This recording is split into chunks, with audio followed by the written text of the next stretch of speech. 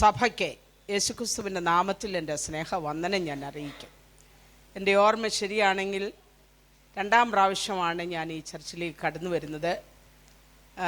കഴിഞ്ഞ വർഷമാണെന്ന് തോന്നുന്നു. കഴിഞ്ഞ മുമ്പത്തെ വർഷം സെൻറ്ററിൻ്റെ മീറ്റിങ്ങിനായിട്ട് ഒരു പകല് ഇവിടെ കടന്നു വരുവാനിടയായി. ഇന്ന് പകൽക്കാലം നിങ്ങളോടൊന്നിച്ച് ചിലവിടുന്ന നിമിഷങ്ങൾ ഞങ്ങൾക്കും അനുഗ്രഹമാണ്.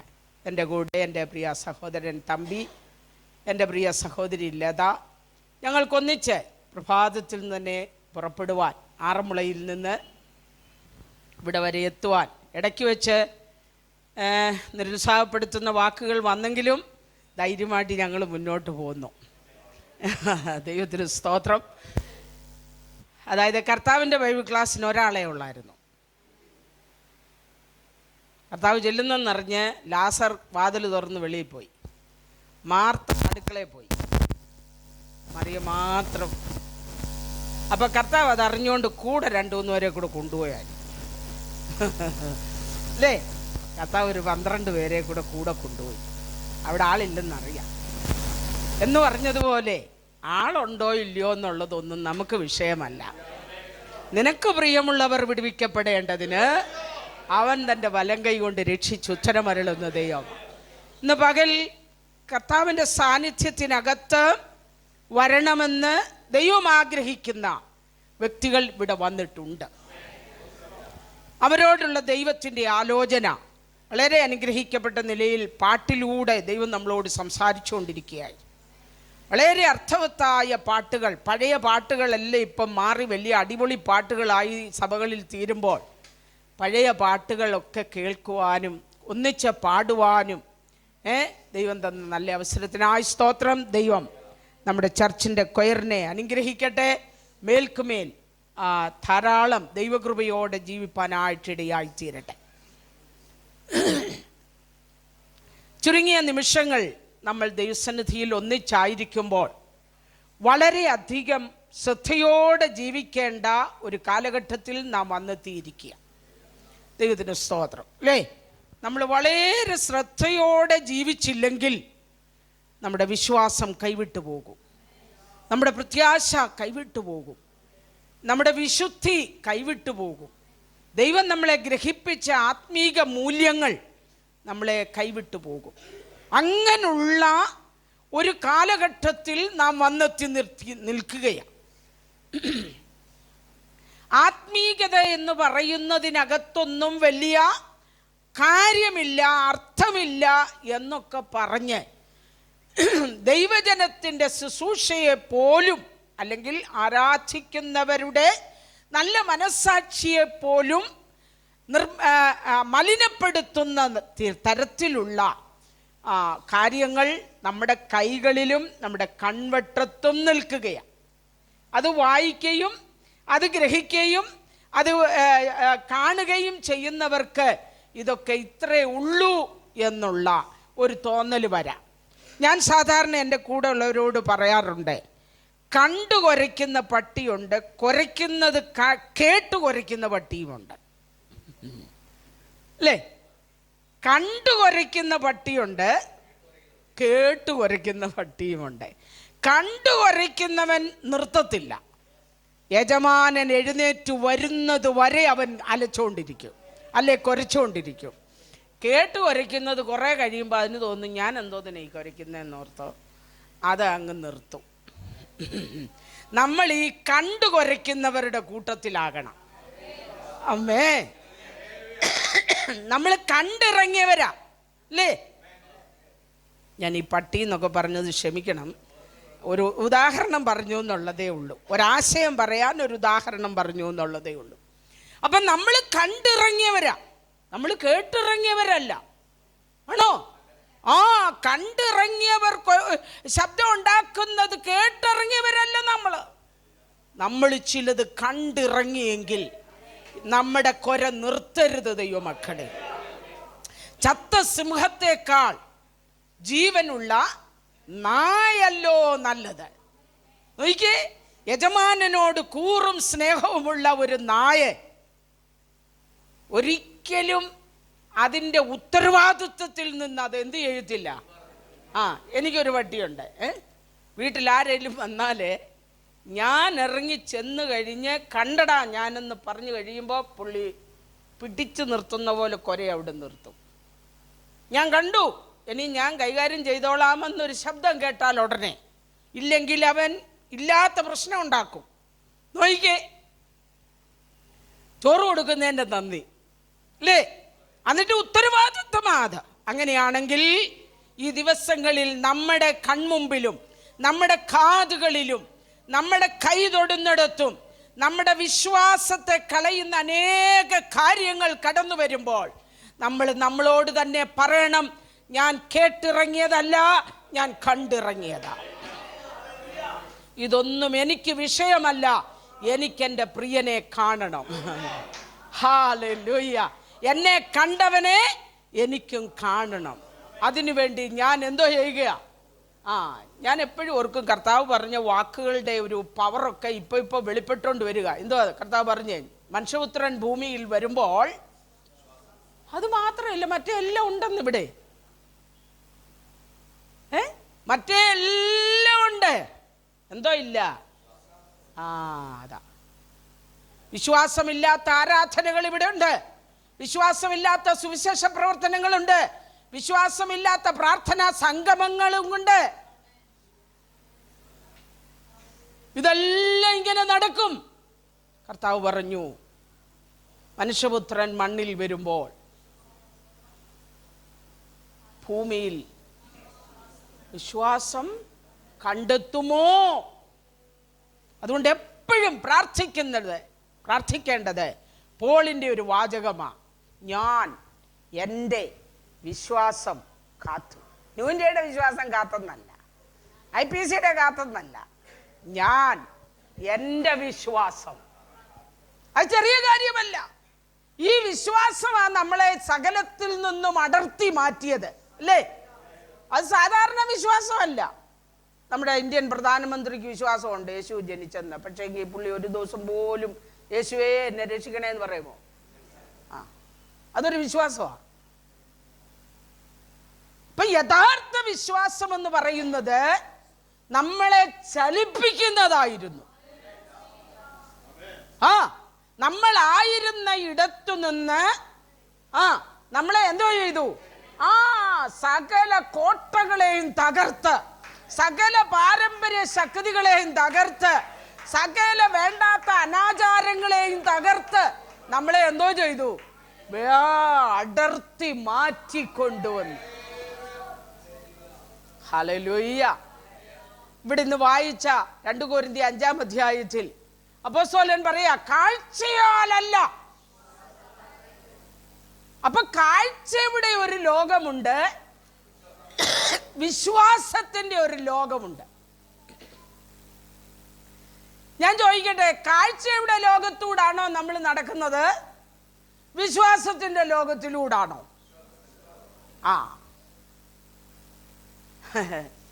ഇടയ്ക്കിടയ്ക്ക് നമ്മൾ എങ്ങോട്ട് വരും? അതാ ഞായറാഴ്ച 10 തൊട്ട് 1 മണി വരെ ഇവിടെ ആയിരിക്കും, വിശ്വാസത്തിന്റെ ലോകത്തില്. ഇവിടുന്ന് അങ്ങോട്ട് ഇറങ്ങി കഴിയുമ്പോ നമ്മുടെ കാര്യമല്ല, പൊതുവിൽ എല്ലാവരുടെയും കാര്യമാണ്. പ്രസംഗിക്കുന്ന ഞങ്ങളുടെയും കയ്യിലിരിപ്പ് ഇതൊക്കെ തന്നെയാ. അങ്ങ് വിശ്വാസ ലോകത്തോട് തന്നെയാണോ പോന്നേ? അല്ല, ഇടയ്ക്കിടയ്ക്ക് ഞങ്ങൾ എവിടോട്ട് വരാറുണ്ട്. അതിന്റെ കുഴച്ചിലുകൾ പിന്നെ 21 ഇരിക്കുമ്പോൾ അഴിച്ചു കളയാറുമുണ്ട്. ഇരുന്നിട്ടല്ലോ അഴിക്കുന്നത്. ദൈവത്തിന് സ്തോത്രം. അപ്പൊ നോക്കിയാൽ നമ്മളിവിടെ എല്ലാം ശ്രദ്ധിക്കണം. മറ്റാർക്കുമില്ലാത്ത സാത്താന് നോട്ടമുള്ള ഒരു വിശ്വാസം നമ്മുടെ ഉള്ളിൽ ദൈവം പകർന്നിട്ടുണ്ട്. ആ വിശ്വാസമാണ് നമ്മളെ സകലത്തിൽ നിന്നും അടർത്തി മാറ്റിയത്. ആ വിശ്വാസമാണ് കാഴ്ചയുടെ ലോകത്തിൽ നിന്ന് ദൈവത്തിൻ്റെ ലോകത്തിലേക്ക് പ്രവേശിക്കുവാൻ എന്നെ പ്രേരിപ്പിച്ച ഘടകം. മനസ്സിലാവുന്നുണ്ടോ? വിശ്വാസം കളയല്ല കേട്ടോ. അപ്പോസ്തലൻ പറയാ, ദീർഘ വർഷങ്ങൾ, ഏകദേശം എൻ്റെ ഓർമ്മ ശരിയാണെങ്കിൽ 19 വർഷം അപ്പോസ്തലൻ്റെ ശുശ്രൂഷാ മണ്ഡലമായിരുന്നു. ആ 19 വർഷം ആപത്തുകൾ, അനർത്ഥങ്ങൾ, രോഗങ്ങൾ, നദിയിലെ ആപത്ത്, കാട്ടിലെ ആപത്ത്, കള്ളന്മാരാലുള്ള ആപത്ത്, കാരാഗ്രഹം, സഞ്ചാരങ്ങൾ, കള്ളന്മാരാലുള്ള ആപത്ത്, കൂട്ടു സഹോദരങ്ങളാലുള്ള ആപത്ത്, വലിയൊരു ലിസ്റ്റ് പറയുന്നുണ്ടല്ലേ. പട്ടിണി, പൈതാഹം. പക്ഷേ പുള്ളി പറയാ, ഞാൻ എൻ്റെ വിശ്വാസം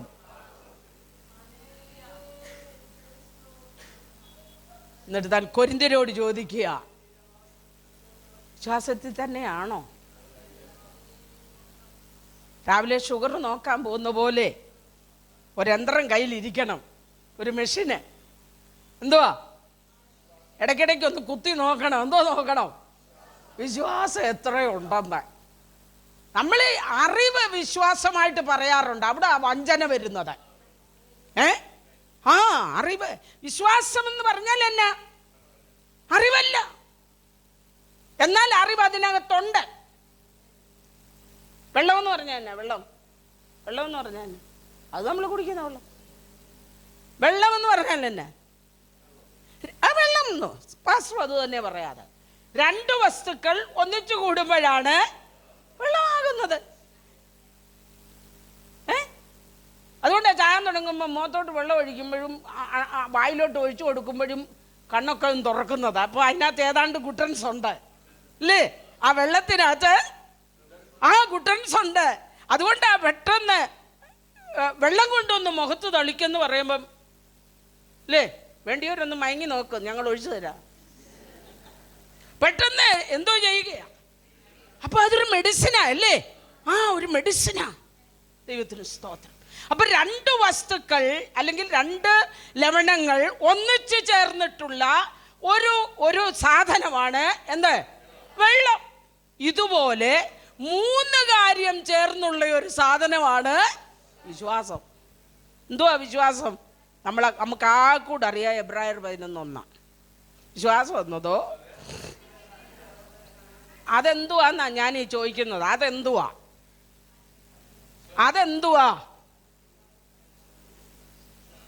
നമുക്കറിയത്തില്ല.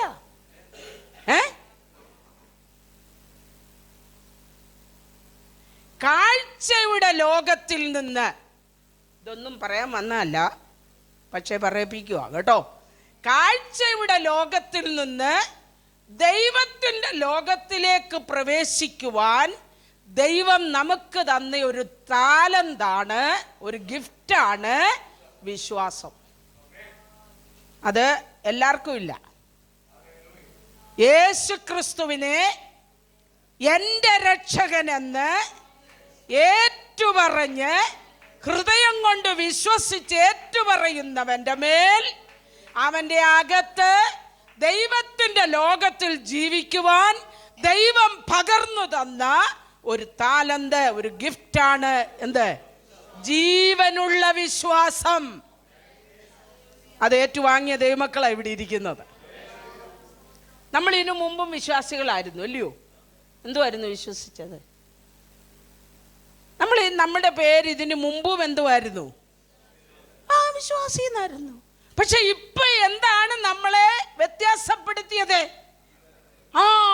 അതാണ് യേശു ക്രിസ്തു എനിക്ക് വേണ്ടി, അതാണ് ഇന്ന് വായിച്ചതിനകത്ത്, എല്ലാവർക്കും വേണ്ടി ഒരുവൻ മരിച്ചിരിക്കെ എല്ലാവരും മരിച്ചുവെന്നും. സ്തോത്രം. അതായത് എല്ലാവർക്കും വേണ്ടി ഒരുവൻ മരിച്ചെങ്കിൽ അവിടെ നിന്നുകൊണ്ട് ഞാൻ പറയും, എല്ലാവർക്കും വേണ്ടി ഒരുവൻ ജനിച്ചു, എല്ലാവർക്കും വേണ്ടി ഒരുവൻ ജീവിച്ചു, എല്ലാവർക്കും വേണ്ടി ഒരുവൻ മരിച്ചു. എന്നാൽ പാപം കൂടാതെ തനിക്കായി കാത്തു നിൽക്കുന്നവർക്ക് വേണ്ടി മാത്രം പ്രത്യക്ഷപ്പെടുന്ന, മനസ്സിലാവുന്നുണ്ടോ? എല്ലാവർക്കും വേണ്ടി അല്ല അവൻ രണ്ടാമത് വരുന്നത്. ഒരിക്കൽ മരിക്കയും പിന്നെ ന്യായവിധിയും ദൈവം മനുഷ്യർക്ക് നിയമിച്ചിരിക്കുന്നു. പാപം കൂടാതെ തനിക്കായി കാത്തു നിൽക്കുന്നവരുടെ വിശുദ്ധന്മാരെ ചേർക്കാൻ അവൻ രണ്ടാമതും വരും. പാപം കൂടാതെ തനിക്കായി കാത്തു നിൽക്കുന്നവരുടെ, അവിടെ വരുമ്പോൾ ട്വിസ്റ്റ് വരികയാണ്. എല്ലാവർക്കും വേണ്ടി ഒരുവൻ ജനിച്ചു. സകല ജനത്തിനും ഉണ്ടാകുവാനുള്ള ഒരു മഹാസന്തോഷം. സർവജനത്തിനും, എല്ലാവർക്കും വേണ്ടി അവൻ ജീവിച്ചു. മതം നോക്കിയില്ല. നോക്കിയോ? നിറം നോക്കിയില്ല. തൻ്റെ അടുക്കൽ വന്നവരെയൊക്കെ അവൻ എന്തു ചെയ്തു? സൗഖ്യമാക്കി, വിടുവിച്ചു. അപ്പൊ എല്ലാവർക്കും വേണ്ടി യേശു കർത്താവ് എന്ത് ചെയ്തു? ജീവിച്ചു. എല്ലാവർക്കും വേണ്ടി മരിച്ചു. അവിടെ ടെസ്റ്റ്. പാപം കൂടാതെ. വായിച്ചോ എബ്രായ ലേഖനം 9:27-28 വാക്യങ്ങൾ.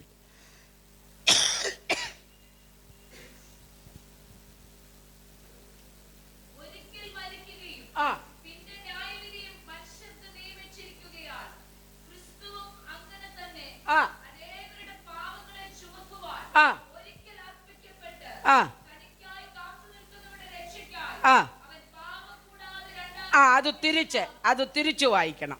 പാപം കൂടാതെ തനിക്കായി കാത്തു നിൽക്കുന്നവരുടെ രക്ഷയ്ക്കായി. അത് ഈ ട്രാൻസ്ലേഷനിൽ വന്ന പ്രശ്നമാണ്. തനിക്കായി, പാപം കൂടാതെ തനിക്കായി കാത്തു നിൽക്കുന്നവരുടെ രക്ഷയ്ക്കായി അതിനകത്ത് നിൽക്കണമെങ്കിൽ, അതിനകത്ത് അംഗത്വം ലഭിക്കണമെങ്കിൽ ഞാൻ എൻ്റെ വിശ്വാസം കാത്തു. ഞാൻ എൻ്റെ വിശ്വാസം കാത്തു. നമ്മളോട് തന്നെ ഈ രാവിലെ ഒന്ന് ചോദിച്ചേ, ഞാൻ ഇന്ന് പാടി, ഞാൻ ഇന്ന് ആത്മാവിൽ ആരാധിച്ചു, അതൊരു പതിവാണോ അതോ ജീവനുള്ള വിശ്വാസം?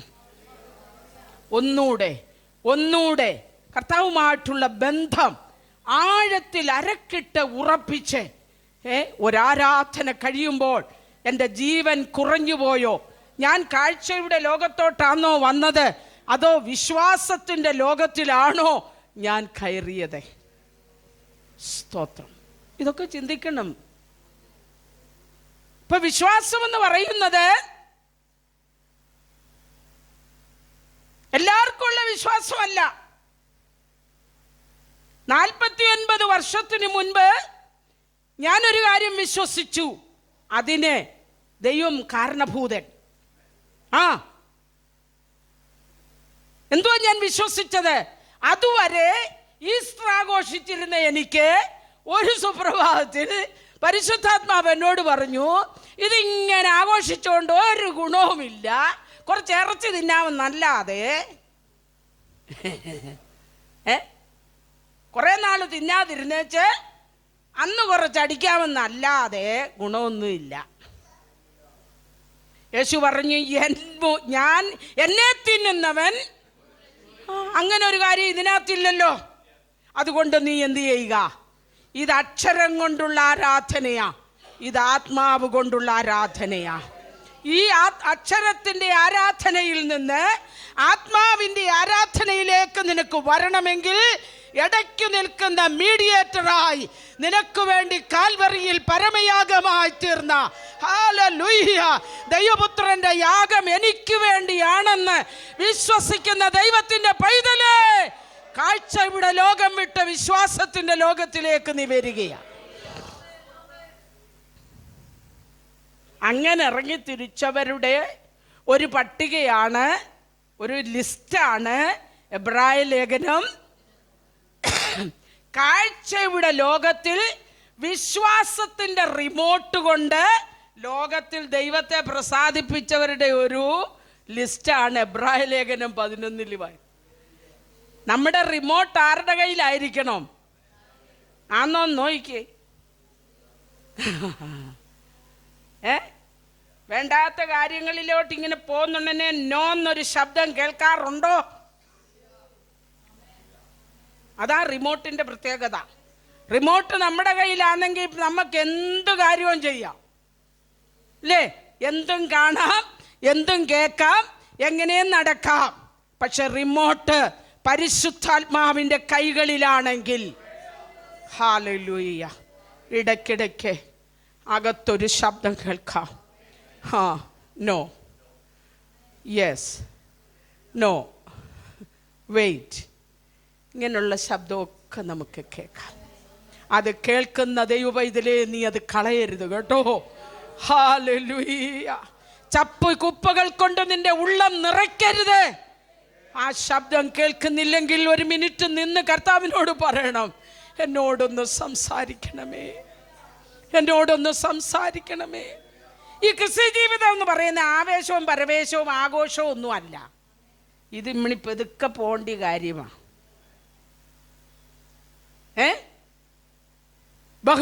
വലിയ കൂട്ടിയാട്ടും കുരവയൊന്നും ഉള്ളതല്ല. അത് കഴിയുമ്പം ജീവിക്കേണ്ടത് നമ്മളാ, അല്ലേ? അവിടെ നമുക്കെന്തു വേണം? ദൈവശക്തി വേണം. ദൈവശക്തി ഇല്ലെങ്കിൽ മുന്നോട്ട് പോകുവാനായിട്ട് ഒരിക്കലും കഴിയുകയില്ല. അപ്പോൾ വിശ്വാസം കൊണ്ട് ആരാധിച്ച ഹാബേൽ, എബ്രായ ലേഖനത്തിൽ അങ്ങനെ വായിക്കുന്നത് അല്ലേ? വിശ്വാസം കൊണ്ട് സൃഷ്ടിക്കാൻ കഴിയും. ഇല്ലാത്തതിനെ എന്ത് ചെയ്യാൻ കഴിയും? ഉള്ളതുപോലെ വിളിച്ചു വരുത്താൻ കഴിയും. തെറ്റിപ്പോകരുത്. അവിടെയെല്ലാം സാത്താനും വലിയ പ്രശ്നങ്ങൾ ഉണ്ടാക്കുന്ന പുള്ളിയാ.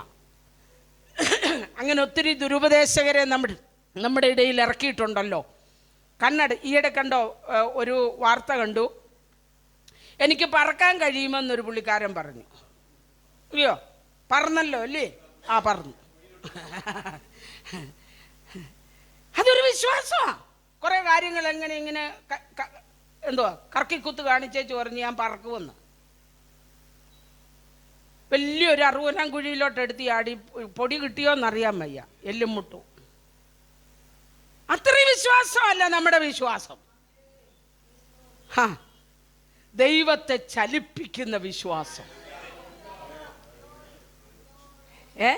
ദൈവത്തെ ചലിപ്പിക്കുന്ന വിശ്വാസം.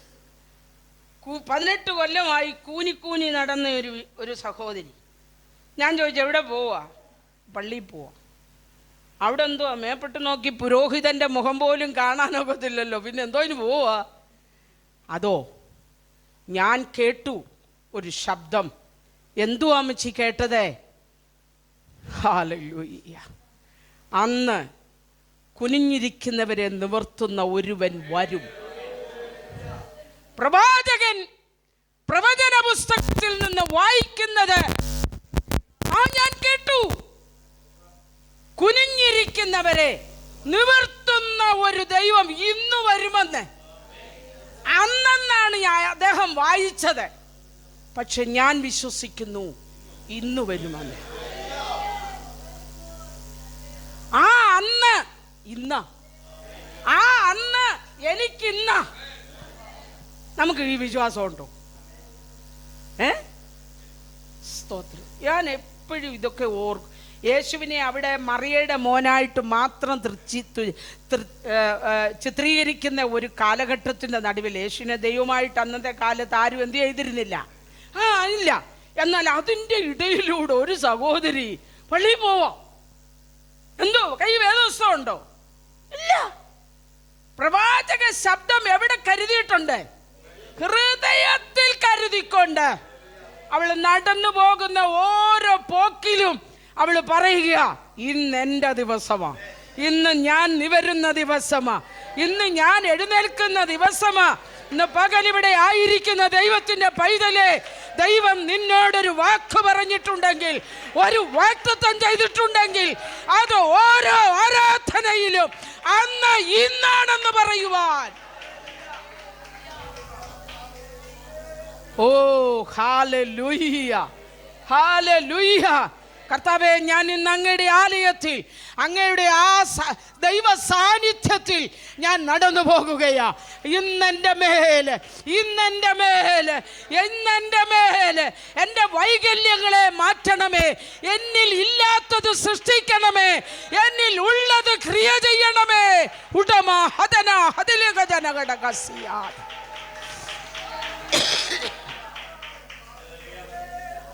ഹല്ലേലൂയ, ഹല്ലേലൂയ. ഇത് ഡെയിലി പറയണം അല്ലേ?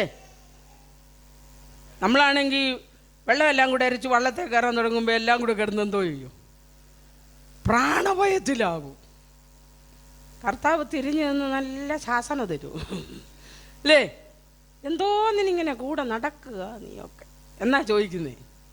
ഞാൻ ഈ അമരത്ത് കയറി കിടക്കുന്നത് ഞാൻ ചോദിച്ചു, കർത്താവേ മറ്റെങ്ങും സ്ഥലമില്ലാഞ്ഞിട്ടാണ്.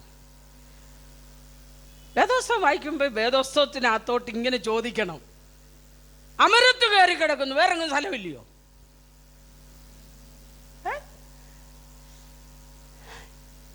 ഈ കടലിൽ ജീവിച്ചാണേലും വേണ്ടതൊന്നും തലയ്ക്കകത്തില്ല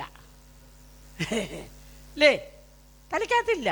അതുകൊണ്ട് കർത്താവ് പറഞ്ഞു, പത്രോസേ, പുള്ളിക്കാണല്ലോ ധൃതി, പത്രോസേ, ഈ അമരം ഉടഞ്ഞേലേ നീ ഉടയൂ, അല്ലെങ്കിൽ ഈ പടക് ഉടയത്തുള്ളൂ. അപ്പൊ ആദ്യം ഉടയുന്നത് എവിടെയാണോ അവിടെ ഞാൻ ഉണ്ടടാ. ദൈവത്തിൻ്റെ പൈതലേ, നമുക്കറിയാതെ നമ്മൾ അറിയാത്ത എത്രയോ കാര്യങ്ങൾ മുന്നറിഞ്ഞ് ഉടഞ്ഞു പോകേണ്ടിടത്തവൻ വലങ്കരം തന്ന് കേറി കിടന്നതിൻ്റെ ഫലമായി എത്ര ശക്തിയേറിയ കാറ്റുകൾ അടിച്ചിട്ടും കടൽ ഇരച്ചു പൊങ്ങിയിട്ടും ആ പടകിൻ്റെ അമരം ഉടഞ്ഞു പോകാതെ, സ്തോത്രം, അവരുടെ വിശ്വാസം വർദ്ധിപ്പിക്കുമാർ അവൻ കാറ്റിനോടും കടലിനോടും കൽപ്പിക്കുന്നു.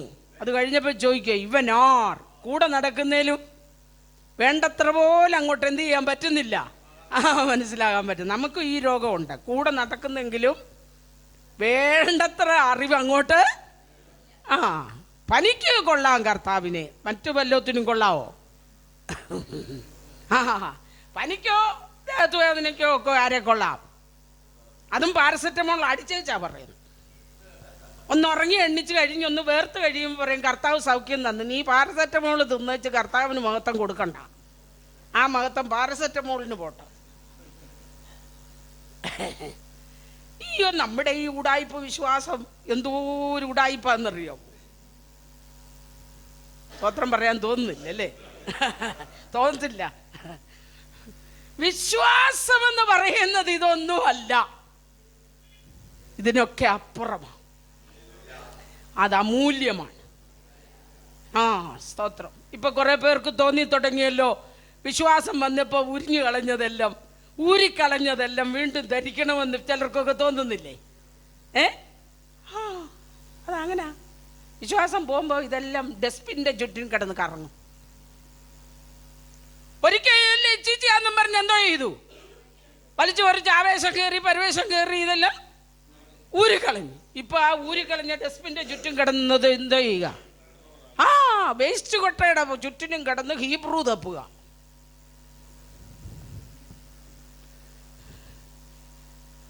ഇതൊന്നും വെളി വിടല്ലേ.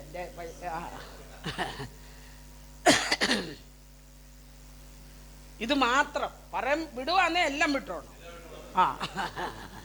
ഈ ചിലരുണ്ട് ഈ വഴക്കുണ്ടാക്കാൻ പറ്റുന്ന ക്ലിപ്പ് എടുത്ത് വെളിയിലോട്ടിടും. ഞാൻ പറഞ്ഞ മനസ്സിലായോ? വിശ്വാസം ഒരിക്കൽ പിന്നെ ഇല്ല എന്നുമുള്ളതല്ല. നമ്മെ നടത്തും. നമ്മുടെ അകത്ത് ആ ഒരു ഓളമുണ്ടോ നിന്ന് പകലൊന്ന് ശ്രദ്ധിച്ചു നോക്കി. എന്നെ ചലിപ്പിക്കുന്ന എന്തെല്ലാം കേട്ടാലും, സ്തോത്രം, എന്തെല്ലാം കണ്ടാലും ഉടമ്പടി ഞാനും ദൈവവുമായിട്ടാണ്. സ്തോത്രം. ലോകത്തിൽ ഇനിയും ഒറ്റയ്ക്ക് ഞാനുള്ളെങ്കിലും ഉപേക്ഷിച്ചതിൻ്റെ പുറകെ ഞാൻ പോകുകയില്ല. ദർശനത്തോടാണ് ഇതെല്ലാം ഉപേക്ഷിച്ചതെങ്കിൽ, വിശ്വാസമാണ് ഇതിനെയെല്ലാം അടർത്തി മാറ്റിയതെങ്കിൽ, ഇനി ഞാനത് തിരക്കി എങ്ങോട്ട് പോകുകയില്ല. ഡസ്റ്റ്ബിൻ്റെ ചുറ്റും കറങ്ങാൻ ഞാൻ ഇനിയുമില്ല. പിൻപിലുള്ളതിനെ മറന്ന് മുമ്പിലുള്ളതിനു വേണ്ടി ആഞ്ഞുകൊണ്ട് ക്രിസ്തുവേശുവിൽ പരമവിളിയുടെ വിരുദിനായി ലാക്കിലേക്ക് ഓടുകയാണ്. Price the Lord. ഈ വിശ്വാസം ക്ഷീണിക്കുമ്പോൾ ഈ എബ്രായ ലേഖനത്തിൽ 11 നമ്മൾ ആദ്യം കാണുന്നത് ആരാധിച്ച ഒരു മനുഷ്യനെ കുറിച്ചാണ് അല്ലേ? വിശ്വാസത്താൽ ഹാബേൽ കായിൻ്റേതിലും അപ്പം അവനും ആരാധിച്ചു. അവൻ ചുമ്മാതെ എലി കടിച്ച കാച്ചിലൊന്നും അല്ല അവൻ കൊണ്ടുപോയത്. ആരാണ്ട് പഠിപ്പിച്ച് എലി കടിച്ചതും കൊണ്ടാവൻ പോയെന്ന്. ചുമ്മാതാന്നെ. അവൻ അതേ കൊടുക്കാനുണ്ടായിരുന്നുള്ളൂ. അവൻ കൊണ്ടുവന്ന കാച്ചിലിൻ്റെ പ്രശ്നമല്ല, ആ കാച്ചിൽ കൊണ്ടുവന്നതിൻ്റെ പിൻപിൽ അവൻ്റെ ഒരു മനസ്സുണ്ടായിരുന്നു. അത് ദൈവത്തിന് വിരോധമായി തീർന്നു. ഹാബേലിലും അവൻ്റെ യാഗത്തിലും കയീനിലും അവൻ്റെ യാഗത്തിലും. അപ്പൊ എന്നിൽ പ്രസാദിച്ചേല് ഞാൻ പറയുന്ന സ്തോത്രത്തിൽ ദൈവത്തിന് പ്രസാദമുള്ളൂ. എന്നിൽ പ്രസാദമില്ലെങ്കിൽ ഞാൻ പറയുന്ന ഒരു സ്തോത്രത്തിലും സ്തോത്ര കാഴ്ചയിലും ആർക്ക് പ്രസാദമില്ല. കള്ളക്കണക്ക് എഴുതി കൊള്ളലാഭം എടുത്തേച്ച് അതേലെ 1000 രൂപ സഭയിൽ കൊടുത്തേച്ച് നീ സഭയിൽ ആളാകാവുന്നേ ഉള്ളൂ. നീ 0യാ. ഇതൊക്കെ പറയുമ്പോൾ നല്ല ആത്മാവിൽ നിന്നോണം. ഇല്ലേ? നമ്മുടെ ഇടയിൽ വരുന്നു, അയ്യോ അങ്ങേ വീട്ടിലെ അച്ഛനൊരു 10,000 രൂപ തന്നു. നീ ആ സോഴ്സ് നോക്കണം, ഇത് എവിടുന്ന ഈ 10,000 വന്നേന്ന് കേട്ടോ. അല്ല കിട്ടുന്നതല്ലേ ഇങ്ങനെ സഞ്ചിയിലോട്ട് താക്കുകയല്ല. ഇവിടെ ആരാണ്ട് പറഞ്ഞു കാവാലത്തിൻ്റെ ഒരു പെങ്ങൾ ഇറങ്ങിയിട്ടുണ്ടെന്ന്. അനീഷ് കാവാലത്തിൻ്റെ ഒരു പെങ്ങൾ ഈയിടെ ഇറങ്ങിയിട്ടുണ്ടെന്ന് എന്നോട് പറഞ്ഞ പുള്ളിയോട് ഞാൻ പറഞ്ഞു കാവാലത്തിന് മുമ്പേ ഞാൻ ഇറങ്ങിയതാണ്. കൊല്ലം 50 ആകുന്നു. പലതും വിട്ടും പലതും ത്യജിച്ചും കണ്ടിറങ്ങിയതാ. ഇപ്പോഴത്തെ പലതും കാണുമ്പോൾ മാറത്തടിച്ച് നിലവിളിക്കാൻ തോന്നുന്നത്. പക്ഷേ ഞാൻ എന്നോടുകൂടിയാ പ്രസംഗിക്കുന്നത്. വിട്ടിറങ്ങിയത്, കേട്ടിറങ്ങിയത്, കണ്ടിറങ്ങിയത് ഒരിക്കലും നോ എന്ന് പറയാനിടയാകരുത്. Praise the lord, praise the Lord.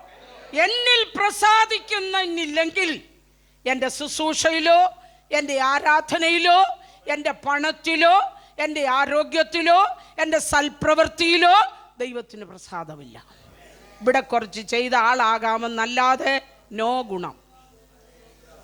ദൈവത്തിന് ഹാബേൽ വിളിച്ചു പറയുന്ന ഒരു സത്യമുണ്ട്, അത് പറഞ്ഞേച്ച് ഞാൻ ഇങ്ങോട്ട് തിരിച്ചു വരും. ഹാബേൽ എന്താണ് പുതിയ നിയമ ഇസ്രായേലിനോട് പറയുന്നത്? നമ്മളോട് പറയുന്നത് എന്നാന്നറിയാമോ? അവിടെ ഒരു നിശബ്ദമായ ദൂത് കിടപ്പുണ്ട്. എന്താ പറയുന്നത്?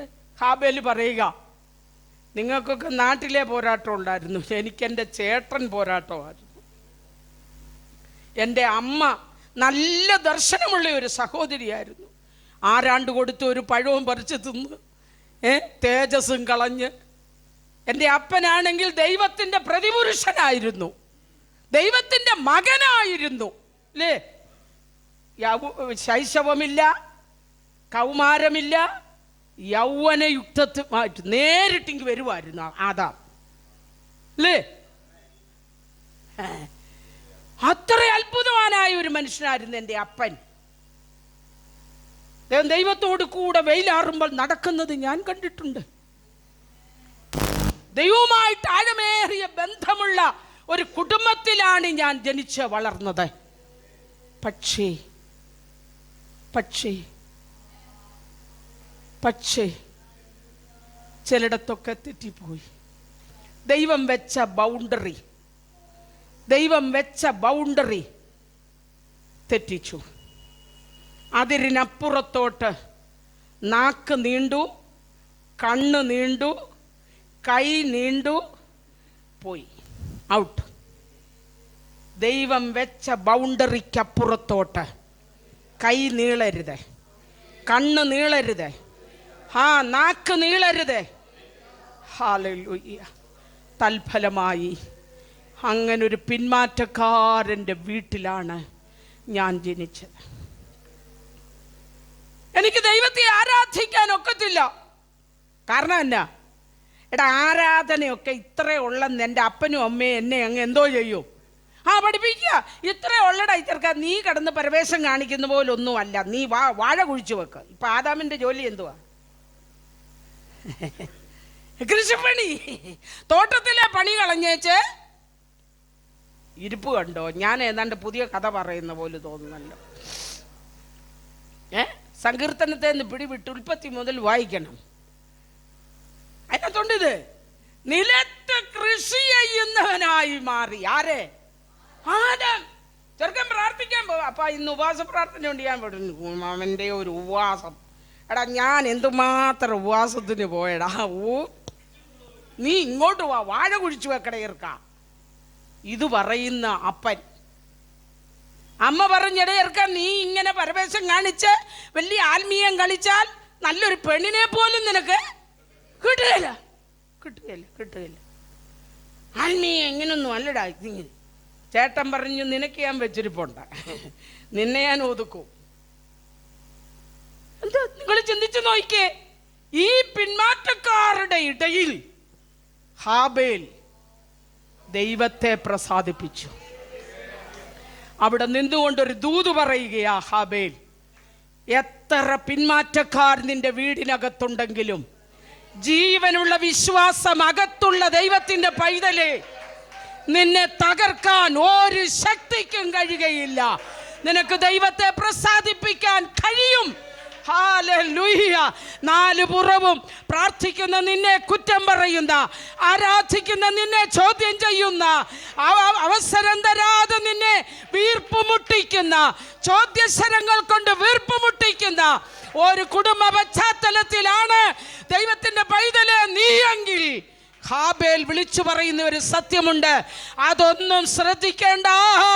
നിന്നെ വിളിച്ച ദൈവം വിശ്വസ്തനാണ്. നീ അവനെ പ്രസാദിപ്പിക്കാൻ നോക്കണം. Oh Jesus, hallelujah. ഇങ്ങനെ പഴയ നിയമ വിശുദ്ധന്മാർ ഓരോന്നും ആത്മീയ സത്യങ്ങൾ നമ്മളോട് ഗാലറിയിൽ ഇരുന്ന് നമ്മുടെ ഓട്ടം നോക്കുക. എബ്രായ വിശ്വാസികൾ 35 വർഷം ആയപ്പോഴത്തേനും പതുക്കെ പതുക്കെ കാല് കൊഴഞ്ഞ് പുറമോട്ട് നിൽക്കാൻ തുടങ്ങിയപ്പോ, സ്തോത്രം, ഈ ഗ്രൂപ്പുകളെല്ലാം ഇതിനകത്ത് ഓടുന്നത് ഇവർ ഗാലറിയിൽ ഇരുന്ന് കാണുക. ഹാബേൽ മുതൽ എല്ലാവരും അവര് നമ്മളോട് പറയുന്ന ഓരോ ദൂതും എബ്രായ ലേഖനം 11 കിടപ്പുണ്ട്. ഹാനോക്ക് നോക്കിയപ്പോ, ഹാനോക്ക് നമ്മളോട് പറയുന്ന ഒരു ദൂതുണ്ട്. ചിലരിങ്ങനെ തമ്മിൽ പറയുന്നു, ഇപ്പോഴത്തെ വിശ്വാസികൾ പറയുന്നു, അങ്ങനൊന്നും ഭൂമിയിൽ ദൈവത്തെ പ്രസാദിപ്പിച്ച് കൂടെ നടക്കാനൊന്നും പറ്റത്തില്ല. അപ്പോൾ ഇത് കേട്ടോണ്ട് എവിടെ ഇരിക്കുക? ഗാലറിയിലിരുന്ന ഹാനോക്ക് പറഞ്ഞു, നീ ചവിട്ടി നിൽക്കുന്ന മണ്ണിൽ 300 കൊല്ലം ഞാൻ കൂടെ നടന്നു. ആരുടെ കൂടെ? ദൈവത്തോട് കൂടെ. Praise the lord, praise the lord. ഹാനോക്കിന്റെ അമ്മാമ്മ വീട് നന്നായി ഭരിക്കുന്ന ഒരു അമ്മാമ്മയായിരുന്നു. ഹാനോക്ക് ദൈവത്തോട് കൂടെ നടക്കുമ്പോൾ അമ്മാമ്മയും എന്തോ ചെയ്യുക? കൂടെ നടക്കുക. കൂടെ നടക്കുന്നവന്റെ കൂടെ, ദൈവത്തിന്റെ കൂടെ നടക്കുന്നവന്റെ കൂടെ നടന്നാൽ നീയും അതിനകത്തുള്ളതാ. അല്ല, അമ്മാമ്മയ്ക്ക് ഒരു വിശ്വാസം, അച്ചാനൊരു വിശ്വാസം, പിള്ളേർക്ക് വേറൊരു വിശ്വാസം. ഇപ്പോൾ ഓൾഡ് ജെന്നും ന്യൂ ജെന്നും എല്ലാം കൂടെ കൂട്ടിക്കൊഴിഞ്ഞ, ഓൾഡ് ഏതാ ന്യൂ ഏതാ ഒന്നും അറിയാൻ വയ്യ. പിള്ളേർ ഇംഗ്ലീഷിലേ പോകത്തുള്ളൂ. എടാ അമ്മയെന്ന് നീ ഇംഗ്ലീഷിലാണോ പറഞ്ഞത്? ആദ്യം ഇംഗ്ലീഷ് വേണ്ടെന്നല്ല, വേണമെന്നതിന് വേണം അല്ലേ? ആരാധിക്കാൻ ഭാഷ വേണ്ടെന്നേ. ഓരോരുത്തർക്കും ആത്മാവ് ഉച്ചരിപ്പാൻ കൊടുത്ത ഭാഷയിൽ. അവിടെ ഒറ്റ ഭാഷയല്ല. പക്ഷെ ഇന്നത്തെ ആരാധന കഴിയുമ്പോൾ ബാബേൽ വെളിപ്പെടും. ആരാധന കഴിഞ്ഞ് എന്തോ വെളിപ്പെടും? ബാബേൽ വെളിപ്പെടും. ബാബേൽ എന്തുവാ? അതാ ഞാൻ പറഞ്ഞില്ല, നിങ്ങളാ പറഞ്ഞത്. ഉപവാസപ്രാർത്ഥന കഴിഞ്ഞ് ബാബേൽ വെളിപ്പെടരുത്. ഇഷ്ടിക കൊണ്ടുവരാൻ പറയുമ്പോൾ അവൻ ചാന്തും കൊണ്ടുവരും. അതാ അവിടെ ഉണ്ടായത് അല്ലേ? കല്ല് കൊണ്ടുവരാൻ പറഞ്ഞപ്പോൾ അവൻ എന്തോ കൊണ്ടുവന്നു? സിമെന്റും കൊണ്ടുവന്നു. ബംഗാളിയും മലയാളിയും കൂടെ. പക്ഷെ അവൻ ആരാധനയ്ക്ക് നോക്കിക്കേ, പെന്തക്കോസ് നാളിൽ മർക്കോസിന്റെ മാളിക മുറിയിൽ ഭാഷാ വ്യത്യാസം കൂടാതെ, നിറവ്യത്യാസം കൂടാതെ, ലിംഗവ്യത്യാസം കൂടാതെ അവർ ഒന്നിച്ച് ദൈവത്തെ ആരാധിച്ചപ്പോൾ അവനവന് ഓരോരുത്തനും ദൈവത്തിന്റെ ആത്മാവ് കൊടുത്തതുപോലെ അവൻ ആത്മാവിൽ സംസാരിച്ചു. സ്തോത്രം. ഒരിടത്ത് കലങ്ങിയെങ്കിൽ ഒരിടത്ത് കൂട്ടിച്ചേർത്തു. Price the Lord. 16 ഭാഷക്കാര് ഒന്നിച്ചുകൂടി ദൈവത്തെ ആരാധിച്ചപ്പോൾ അവിടെ ഭാഷ ഒരു ഉപവാസ പ്രാർത്ഥന കഴിഞ്ഞ് ബാബേൽ വെളിപ്പെടരുത്, വീട്ടുപ്രാർത്ഥന കഴിഞ്ഞ് ബാബേൽ വെളിപ്പെടരുത്, സഭാരാധന കഴിഞ്ഞ് ബാബേൽ വെളിപ്പെടരുത്. സ്തോത്രം. കമ്മിറ്റി കഴിഞ്ഞ് ഒട്ടും വെളിപ്പെടരുത്. ഇവിടെ ഉണ്ടോന്ന് അറിയത്തില്ലെങ്കിലും പറയുന്നു. സ്ത്രീ സമാജം കഴിഞ്ഞ് ബാബേൽ വെളിപ്പെടരുത്. കട്ടായമാ.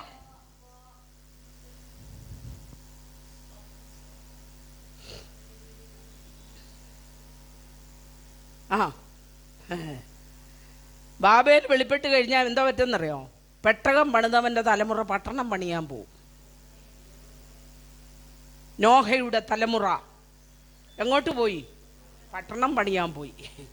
പെട്ടകം പണിതവൻ്റെ തലമുറ പട്ടണം പണിയാൻ പോയി. വേണ്ട. ദൈവത്തിന് പിന്നൊരു യുഗം ഒരു മനുഷ്യനെ സെപ്പറേറ്റ് വിളിക്കേണ്ടി വന്നു. ആ മനുഷ്യൻ്റെ പേരാണ് കൽദയരുടെ ഊരിൽ നിന്ന് അബ്രഹാമിനെ ദൈവത്തിന് പുറത്തു കൊണ്ടുവരേണ്ടി വന്നു. ദൈവത്തിന് ജോലി കൂടുതലൊന്നും ആരാധന കഴിഞ്ഞുണ്ടാക്കരുത്. മനസ്സിലാവുന്നുണ്ടോ? ഇപ്പൊ വിശ്വാസം നമ്മളിൽ തന്നെ ഉണ്ടോ എന്ന് പരിശോധിക്കണം, ഇടയ്ക്കിടയ്ക്ക് നോക്കണം. ഈ വിഷയത്തിൽ എനിക്ക് ദൈവത്തിനുള്ള വിശ്വാസം എങ്ങനെ ഇരിക്കുന്നു? എനിക്ക് എന്നിൽ തന്നെ ഒരു വിശ്വാസമുണ്ടോ? നമുക്ക് പലർക്കും ദൈവത്തിൽ ഭയങ്കര വിശ്വാസം ഉള്ളവർക്ക് കേട്ടോ, അവരവരിൽ വിശ്വാസമില്ല. അവരവരിൽ വിശ്വാസമുണ്ട്. നമ്മുടെ പിള്ളേർക്കൊക്കെ ആണെങ്കിൽ 4 പേരെ കണ്ടു കഴിഞ്ഞാൽ പിന്നെ അവരിൽ വിശ്വാസമില്ല. പിന്നെ അങ്ങ് ഐശ്വര്യ റായിയുടെ കൂട്ടിരിക്കണമെന്നാണ് പറയുന്നത്. അതിന് കോക്കറി കാണിക്കും, പൈസ കൊടുത്ത് കോക്കറി രൂപം കൊണ്ടാക്കും. കോക്കറി രൂപം അതെന്തുവാന്നായിരിക്കും അല്ലയോ? ദൈവം തന്ന സൗന്ദര്യത്തെ വികലമാക്കി കളയും. എന്തുവാ? ഞാൻ ഇങ്ങനല്ല ഇരിക്കേണ്ടിയെന്ന്. പിന്നെ നീ എങ്ങനെ ഇരിക്കല്ലോ? പഴമക്കാർ പറയുന്ന ഒരു പഴഞ്ചൊല്ലുണ്ട്, തെറ്റാന്ന് എന്നോട് ക്ഷമിക്കണം കേട്ടോ. കേക്കട്ടെ. തനിക്ക് ചേരാത്ത പേരും തന്തയ്ക്ക് പറക്കാത്ത അഴകും.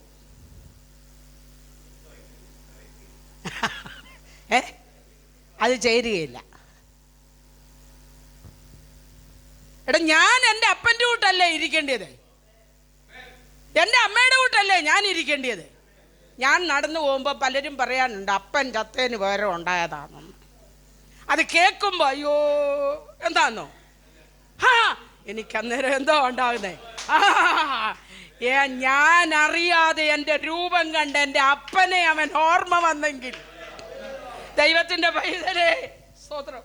ഞാൻ മാർക്കറ്റിലൊക്കെ പോകുമ്പോൾ എന്നെ വളരെ നാളുകൾക്ക് ശേഷം കാണുന്നവർ പറയും, യോ ചമേൽച്ചാൻ എങ്ങോട്ട് പോയെന്ന് നോക്കണ്ടെന്ന്. അന്നേരം എൻ്റെ ഒരു കോളറില്ലാത്തതുകൊണ്ട് ഞാനിങ്ങനെ, എൻ്റെ ഒരു ഗമ എന്നാന്നറിയാമോ? എൻ്റെ അപ്പൻ്റെ രൂപമാണ് ഞാനെന്ന് പറയും. നമ്മൾ പാടുന്ന എന്നാന്നറിയോ? എൻ്റെ രൂപവും ഭാവവും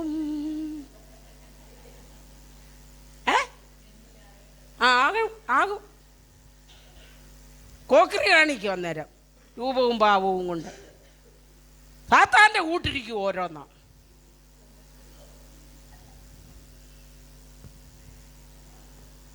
ഇത് കുട്ടിയാൻ്റെ ചുമ്മാ അല്ല നിങ്ങളെ എപ്പോഴും വിളിക്കുന്നത്. ഇതൊക്കെ ഞങ്ങളല്ലാതെ പിന്നെ ആരാ ദൈവമക്കളെ പറയേണ്ടത്?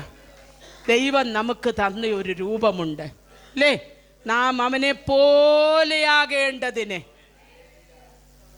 നീതിയും വിശുദ്ധിയും ദൈവാനുരൂപമായ പുതിയ മനുഷ്യനെ ധരിക്കണം.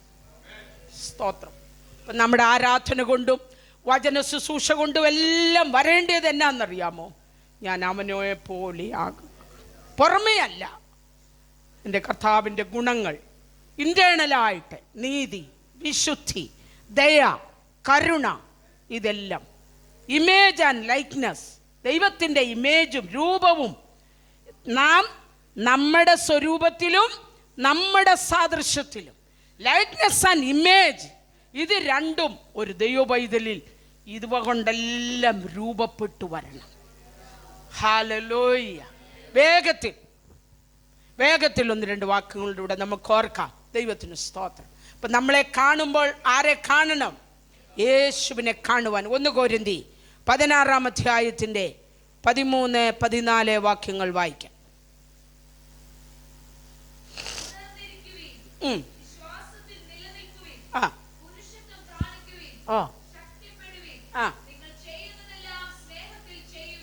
ഇപ്പം ഞാൻ മുമ്പേ പറഞ്ഞു വന്നതിൻ്റെ ഒരു കാര്യം കൂടെ. നാം നമ്മളിൽ തന്നെ ആരായിരിക്കണം?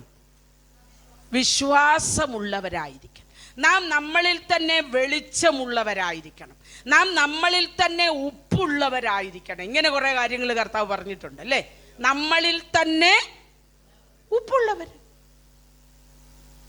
നമ്മളിൽ തന്നെ വെളിച്ചമുള്ളവർ. നാം നമ്മളിൽ തന്നെ, അത് കുറിക്കുന്നവരെ കുറിച്ചിട്ട് പഠിച്ചു. നാം നമ്മളിൽ തന്നെ ആരായിരിക്കണം? നമ്മളിൽ തന്നെ വിശ്വാസമുള്ളവരായിരിക്കണം. നമ്മളിങ്ങനെ ഓർത്താൽ മതി. നമ്മളൊരു ഡോക്ടറെ അടുത്ത് ചെന്നു. ആ ഡോക്ടറെ അടുത്ത് പോകാൻ എന്നെ പ്രേരിപ്പിച്ച ഒരു വിശ്വാസമുണ്ട് അല്ലേ? ഇല്ലയോ? ഉണ്ടോ? അതിൽ കണ്ണടയ്ക്കാൻ പറയുമ്പോൾ നമ്മളെന്തോ ചെയ്യും? അടയ്ക്കും. എന്തുദ്ദേശിച്ചാണ് അടയ്ക്കുന്നേ? നമ്മൾ കണ്ണടച്ചിരിക്കുമ്പം എന്തും സംഭവിക്കാം അല്ലേ? പക്ഷെ അവിടെ പോയി ഡോക്ടറിന്റെ മുന്നിൽ എങ്ങനെ ഇരിക്കുന്നേ? അത്രയും വിശ്വാസം ദൈവസന്നിധിയിലുണ്ടോ? ഇവിടെ ഒരു 25 പ്രാവശ്യം ഇവിടെ അല്ല, നമ്മുടെ ഇടയിൽ പറയുന്നത് കേൾക്കാം, കണ്ണുകളെ അടയ്ക്കാം, കണ്ണുകളെ അടയ്ക്കാം. എനിക്കിത് കേൾക്കുമ്പോൾ ഈ കണ്ണ് രണ്ടും അങ്ങ് അടങ്ങിയിരിക്കണമെന്ന് തോന്നുന്നു. വിശ്വാസിയോട് പറയണോ കണ്ണടയ്ക്കാൻ? പ്രാർത്ഥിക്കാമെന്ന് പറയുമ്പോൾ ഒരു ശരീരഭാഷ വരണം. ഇത് പ്രാർത്ഥിക്കുകയാണെന്ന് പുറത്തുനിന്നൊരാൾക്ക് തോന്നണം. അന്നേരം മൊബൈലെ തോണ്ടാനും കോട്ടുവാ വിടാനും അന്നേരമാണ് എമർജൻസി കോള് വരുന്നത്. നീ ആരും അല്ലെന്നേ. ഇതൊക്കെ ഇല്ലാത്ത കാലത്ത് നമ്മൾ ജീവിച്ചില്ലേ? ഒരു 2 മണിക്കൂർ ഇതൊന്ന് ഓഫ് ചെയ്ത് വെക്കാൻ വിശ്വാസമുണ്ടോ? ആരിലാ സ്നേഹം? ആരാധനയ്ക്ക് വരുമ്പോഴെങ്കിലും ഇതൊക്കെ ഒന്ന് ശ്രദ്ധിച്ച് അല്ലേ? അവർ വന്നിരിക്കുന്നു 20-ാം നൂറ്റാണ്ടിലോ എങ്ങാണ്ട് ജീവിച്ച ഒരു സഹോദരി.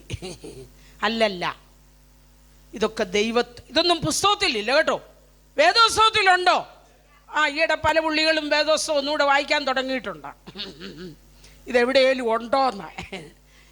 ഈ ഫോണ് മാറ്റിവെക്കണമെന്ന് വേദോത്സവത്തിലില്ല. പക്ഷെ എവിടെ എഴുതിയിട്ടുണ്ടെന്നറിയാമോ? ജീവന്റെ ആത്മാവിന്റെ പ്രമാണമെന്നൊരു പ്രമാണമുണ്ട്. ലോഗോസിലില്ല, റൈമയിലുണ്ട്.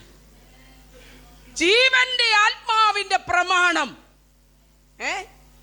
ഇതൊക്കെ പറയുമ്പോൾ ഇന്ന് വായിച്ച വാക്യത്തിലോട്ട് വരാനൊക്കത്തില്ല. തലമുടി വെട്ടണമെന്ന്, പുരുഷൻ എങ്ങനെ വെട്ടണമെന്ന് ഉദാഹരണമാകട്ടോ. പുരുഷൻ എങ്ങനെ വെട്ടണമെന്ന് ലോഗോസിലുണ്ട്, വചനത്തിലുണ്ട്. ഉണ്ടോ? നീട്ടരുതെന്നുണ്ട്.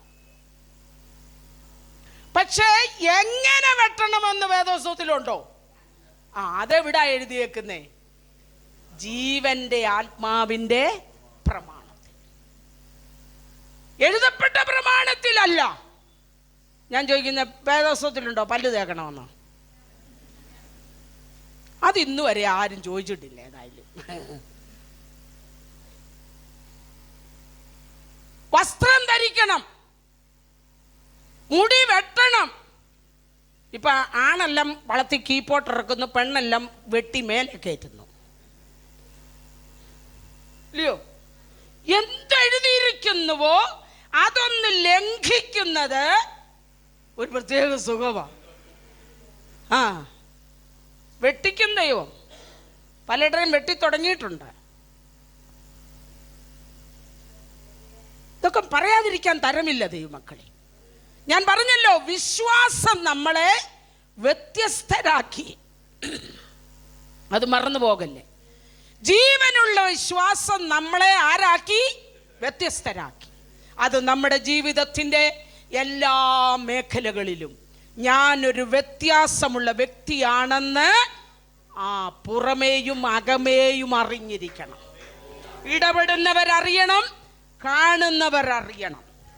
Price the lord, praise the lord. വിശ്വാസമാണ് നമ്മളെ വ്യത്യാസപ്പെടുത്തിയത്. ഓട്ടോറിക്ഷക്കാരനെ വിളിച്ചോണ്ട് വന്നേച്ച് 10 രൂപയ്ക്ക് നിന്ന് പിണങ്ങി അമനെയും ചീത്ത പറഞ്ഞ് ഇപ്പം പിന്നെ ആ പോരാട്ടം പോയി. വണ്ടിയിലൊക്കെ ഫ്രീ ആയിട്ട് കയറി അങ്ങിരിക്ക അല്ലേ? അല്ലേ ചില്ലറയ്ക്ക് 25 പൈസയ്ക്ക് അവിടെ നിന്ന് എവിടെ പോവാ? ആ യോഗത്തിന് എന്തുവായി കഴിച്ചിട്ടില്ലേ അമ്മച്ചി? ബൈബിള് 25 പൈസയ്ക്ക് അമ്മച്ചി നിന്നെന്തോ ചെയ്യുക? അന്യഭാഷ പറയാൻ ധൃതിയ.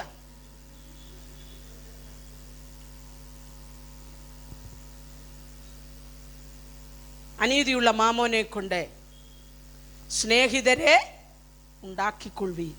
യേശു പറഞ്ഞത് ചിലയിടത്തൊക്കെ 10 രൂപ പോട്ടെന്ന് വെച്ചാൽ അടുത്ത പ്രാവശ്യം അവനെ വിളിച്ചാൽ അവൻ ഓടി വരും. എല്ലാവരും 70 കൊടുക്കുന്ന ഈ 50 ഒന്ന് കൊടുത്തു നോക്കിക്കേ. ഒരു പ്രാവശ്യം കൂടി, എല്ലാ പ്രാവശ്യവും കൊടുക്കണ്ട. ചില്ലറ ഇല്ലെന്ന് പറയാം, ഇരിക്കട്ടെ 10 രൂപ അങ്ങിരിക്കട്ടെ.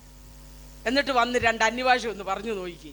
ശാസന വേണ്ട, പത്സനം വേണ്ട, എന്നാ സന്തോഷമായിരിക്കും എന്നറിയോ? ഇത് പൽസിച്ച് ശാസിച്ച് എന്നാലും വരുമോ? എന്നാലും വരികയില്ല. വല്ലതും ഞാൻ പറയുന്ന പുരിയുന്നുണ്ടോ? പുരിയണം, പുരിയണം. പുരിയതേ അപ്പടി ഇരിക്കണോ? ദൈവത്തിന് സ്തോത്രം. ഇവിടെ നമ്മളെ വായിച്ചത്, ഇനി ആ ഭാഗം ഞാൻ കട്ട് ചെയ്തുകൊണ്ട് ഈ വാക്യത്തിലേക്ക് വരികയാണ്. 16-ന്റെ 13ഉം 14ഉം നാം വായിച്ചു. ഉണർന്നിരിപ്പീൻ, വിശ്വാസത്തിൽ നിലനിൽപ്പീൻ, പുരുഷത്വം കാണിപ്പീൻ, ശക്തിപ്പെടുവീൻ. ചില സഹോദരിമാർ പുരുഷത്വം കാണിച്ചങ്ങ് കൂടിപ്പോകുന്നുണ്ട്. ചില സഹോദരന്മാർ സ്ത്രീത്വം കാണിച്ചങ്ങ് താണു പോകുന്നുണ്ട്. ഉള്ള കാര്യമുള്ളത് എല്ലാം ഈസ്ട്രജന്റെ പ്രശ്നമാണ്, ഹോർമോണിന്റെ പ്രശ്നമാണ്. അതെന്തുവാന്ന് ഇവിടെ ആർക്കും ഒന്നും മനസ്സിലായില്ല. പോട്ടെ, അങ്ങനെ വിട്ടേരെ. ഇതെല്ലാം ഹോർമോണിന്റെ ഇംബാലൻസ് ആണ്. അപ്പൊ കൊരിന്ത്യയിലെ വിശ്വാസികളിൽ സ്ത്രീകളോടും പറഞ്ഞു, നിങ്ങൾ എന്തോ ചെയ്തോണം, പുരുഷത്വം കാണിക്കണമെന്ന് പറഞ്ഞാൽ നാളെ തൊട്ട് മീശ വെച്ചോണ്ട് നടക്കണമെന്നാണോ? അല്ല, ഘനശാലികളായിരിക്കണം. തീരുമാനമെടുക്കാനുള്ള പവർ നിങ്ങളിലും ഉണ്ടായിരിക്കണം.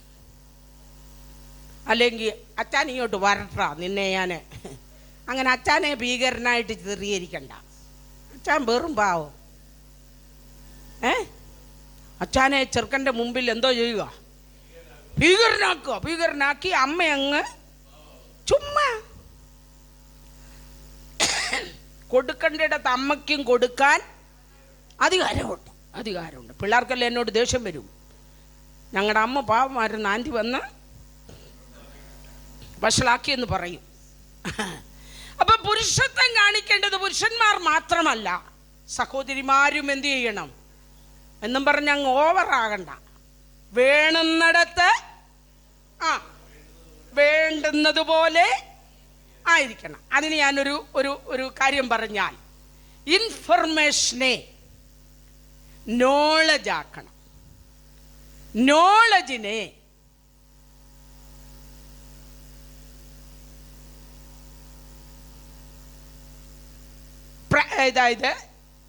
പ്രാക്ടിക്കൽ, എന്താ അതിൻ്റെ മലയാളം?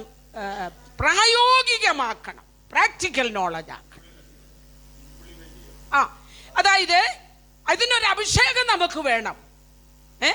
ഇൻഫർമേഷൻ എന്ന് പറയുമ്പോൾ ചുറ്റുപാടിൽ നിന്ന് നമ്മുടെ നേരെ ഉണ്ടാകുന്ന, കണ്ണുകൊണ്ട് കാണുന്ന, കാതുകൊണ്ട് കേൾക്കുന്ന, കൈകൊണ്ട് തൊടുന്ന സകല മേഖലകളിൽ നിന്നും നമ്മുടെ നേരെ വരുന്നതിനെ കൈകാര്യം ചെയ്യാനായിട്ടുള്ള ഒരു അറിവ് ഇത് പരിശുദ്ധാത്മാവിനോട് ചോദിക്കണം. കർത്താവേ, ഇൻഫർമേഷനെ, എൻ്റെ നേരെ വരുന്ന സകല സാഹചര്യങ്ങളെയും അറിയിപ്പുകളെയും അതിനെ ജ്ഞാനത്തോടെ കൈകാര്യം ചെയ്യാൻ എനിക്കെന്ത് തരണമേ? പരിശുദ്ധാത്മാവിൻ്റെ ജ്ഞാനം, ഉയരത്തിലെ ജ്ഞാനം എനിക്ക് നൽകണമേ. സ്തോത്രം. ഈ അറിവിനെ ഇനി എന്ത് ചെയ്യണം? പ്രാക്ടിക്കൽ നോളജ് ആക്കണം. പ്രായോഗിക തലത്തിൽ കൊണ്ടുവരുവാൻ എനിക്കെന്തോ തരണം? എനിക്ക് കൃപ തരണം. നമുക്കിതൊന്നും പ്രാർത്ഥിക്കാൻ നേരമില്ല. തലേ തുണി ഇട്ടാൽ ഉടനെ ആഫ്രിക്കയ്ക്കങ്ങ് വിടും. ഇല്ലേ, മണിപ്പൂരിൽ പോയി കുറേ ദിവസം താമസിക്കും. മണിപ്പൂർ ഇത് വീഴാൻ തുടങ്ങുന്നു. കർത്താവ്, വീട്ടിനകത്തെ മണിപ്പൂർ ഇവിടെ കുത്തിക്കൊലപാതകം നടത്തുക. ഞാൻ പറയുന്നതിൻ്റെ ദൈവമക്കളെ, ഒരു അരമുക്കാ മണിക്കൂർ നിങ്ങൾക്ക് വേണ്ടി പ്രാർത്ഥിക്കണം. ഇതൊക്കെ പറഞ്ഞൊന്ന് പ്രാർത്ഥിച്ചേ, എന്തോ ഒരു സ്ഥിതി മാറുമെന്നറിയാമോ? കർത്താവെ, അടിയനെ പൊടിയോളം താഴ്ത്തുന്നു, പിള്ളേരുടെ അപ്പനെയും താഴ്ത്തുന്നു, പിള്ളേരുടെ അമ്മയെ താഴ്ത്തുന്നു. അങ്ങനെ നീ താഴ്ത്തണ്ട, അവരെല്ലാം താണിരിക്കുക. ചുമ്മാ കള്ള പ്രാർത്ഥനയെല്ലാം നിർത്തിയിട്ട് കർത്താവിനോട് പറ, വിശ്വാസം എന്നെ വ്യത്യസ്തപ്പെടുത്തിയെങ്കിൽ കർത്താവേ, എന്നിലൂടെ നിന്റെ നാമം മഹത്വപ്പെടണമേ. ഇന്ന് വരെ പ്രാർത്ഥിച്ചിട്ടുണ്ടോ ദൈവമക്കളെ? കർത്താവിനോടൊന്ന് ഹൃദയം പകരാൻ പറ്റുന്നുണ്ടോ ദൈവമക്കളെ? എൻ്റെ ദേശത്തെ ഏൽപ്പിക്കുന്നു, എൻ്റെ സഭയെ മൊത്തമായി ഏൽപ്പിക്കുന്നു. കുറേശ്ശെ ഏൽപ്പിച്ചാൽ മതി. അങ്ങനെ മൊത്തക്കച്ചവടം എല്ലാം നിർത്തണം. മൊത്തമായി ഏൽപ്പിക്കുന്നു, മൊത്തമായി കുടുംബത്തെ കൂട്ടമായി ഏൽപ്പിക്കുന്നു. ഈ കള്ളപ്രാർത്ഥനയെല്ലാം നിർത്തണം ദൈവമക്കളെ. 5 പേർക്ക് വേണ്ടിയേ പ്രാർത്ഥിക്കാൻ പറ്റുള്ളെങ്കിൽ അവരുടെ പേര് പറഞ്ഞ് ദൈവസന്നിധിയിൽ പ്രാർത്ഥിക്കണം. ഹല്ലേലൂയ. മനസ്സിലാവുന്നുണ്ടോ? ഞാൻ ഇതൊക്കെ പറയുമ്പോൾ ദൈവമക്കളുടെ ആത്മാവ് അങ്ങ് കുറഞ്ഞു പോകുന്ന പോലെ എനിക്ക് തോന്നുന്നു. മോളെ, നിന്റെ കണ്ണുനീര് കണ്ട് എത്ര കാലം തൊട്ട് കാണുന്നു, ഇപ്പോഴും കാണുന്നുണ്ട്. അതിനി എടുത്തു പറയേണ്ട കാര്യമുണ്ടോ? ഇവിടെ ഭർത്താവിന് കാണാൻ നേരമില്ല, അന്നേരം ദൈവത്തിന്. ചുമ്മാ വേണ്ടാത്തന്നെല്ലാം മോങ്ങുന്ന കണ്ണുനീരൊന്നും ആര് കാണുന്നില്ല? വേണമെന്നതിന് കന്നോ കരഞ്ഞു, അത് ഗുണമുള്ള കാര്യത്തിനാണ് കരഞ്ഞത്. കരഞ്ഞ കാര്യം പറയുമ്പോൾ പുസ്തകത്തിൽ കരഞ്ഞവരെ എല്ലാം പറക്കിക്കൊണ്ടുവരും. അവരെന്തിനാ കരഞ്ഞത്? ദൈവത്തോട് പറഞ്ഞു, ദൈവമേ, എനിക്ക് നിന്ന സഹിക്കാൻ കഴിയുന്നില്ല, എനിക്കതിന് മറുപടി തരണം. അതെൻ്റെ ശരീരത്തിൽ വെളിപ്പെടണം. എന്നെ ശരീരം നോക്കി നിന്ദിക്കുന്നവരുടെ മുൻപിൽ നന്മയ്ക്കായി ഒരടയാളം നീ ചെയ്യണമേ. ഇങ്ങനൊക്കെ അധികാരത്തോടെ പ്രാർത്ഥിക്കണം. നിങ്ങൾക്ക് വേണ്ടി പ്രാർത്ഥിക്കണം. അത് കഴിഞ്ഞു മതി കുടുംബത്തിന് വേണ്ടി പോലും പ്രാർത്ഥിക്കുന്നത്. ആരാണ്ട് എങ്ങാണ്ടൂടെ പഠിപ്പിച്ചു, യോബ് തൻ്റെ അങ്ങനെ മതിയായിരുന്നെങ്കിൽ യേശുവിൻ്റെ പ്രാർത്ഥന നമ്മൾ പഠിക്കേണ്ട കാര്യമില്ലായിരുന്നു. ഇപ്പൊ സൈലന്റ് ആയല്ലോ സഭ. യേശു പ്രാർത്ഥിച്ചപ്പോൾ ആദ്യം ആർക്ക് വേണ്ടിയാ പ്രാർത്ഥിച്ചത്? യേശുവിന് വേണ്ടിയാ പ്രാർത്ഥിച്ചത്. യോഹന്നാൻ 17 പഠിച്ചു നോക്കാം. കർത്താവിൻ്റെ മഹാപൗരോഹിത്യ പ്രാർത്ഥന. പിതാവേ, ഞാൻ ഭൂമിയിൽ നിന്നെ മഹത്വപ്പെടുത്തി, നീ എന്നെ മഹത്വപ്പെടുത്തണമേ. നമ്മുടെ ഉള്ളിൽ ഒരു പേടിയാ. നമുക്ക് വേണ്ടി പ്രാർത്ഥിച്ചാൽ കർത്താവിന് എന്തോ തോന്നുമെന്ന്. ഒന്നും തോന്നത്തില്ലേ? പ്രാർത്ഥിക്കുന്നില്ലല്ലോ ഇവക്ക് വേണ്ടി, ഇവന് വേണ്ടി പ്രാർത്ഥിക്കുന്നില്ലല്ലോ എന്ന് കരയുക.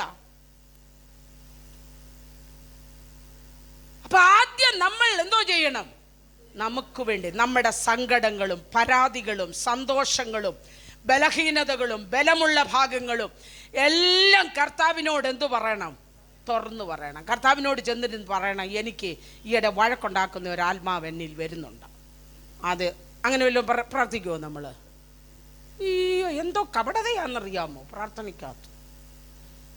കർത്താവേ, എനിക്ക് ഇച്ചിരി അസൂയ വരുന്നുണ്ട്, വേണ്ടാത്തതിനെല്ലാം സംസാരിക്കുന്ന ഒരു സ്വഭാവം എനിക്ക് വരുന്നുണ്ട്, അതൊക്കെ ഒന്നും വെട്ടി മാറ്റണേ കർത്താവേ.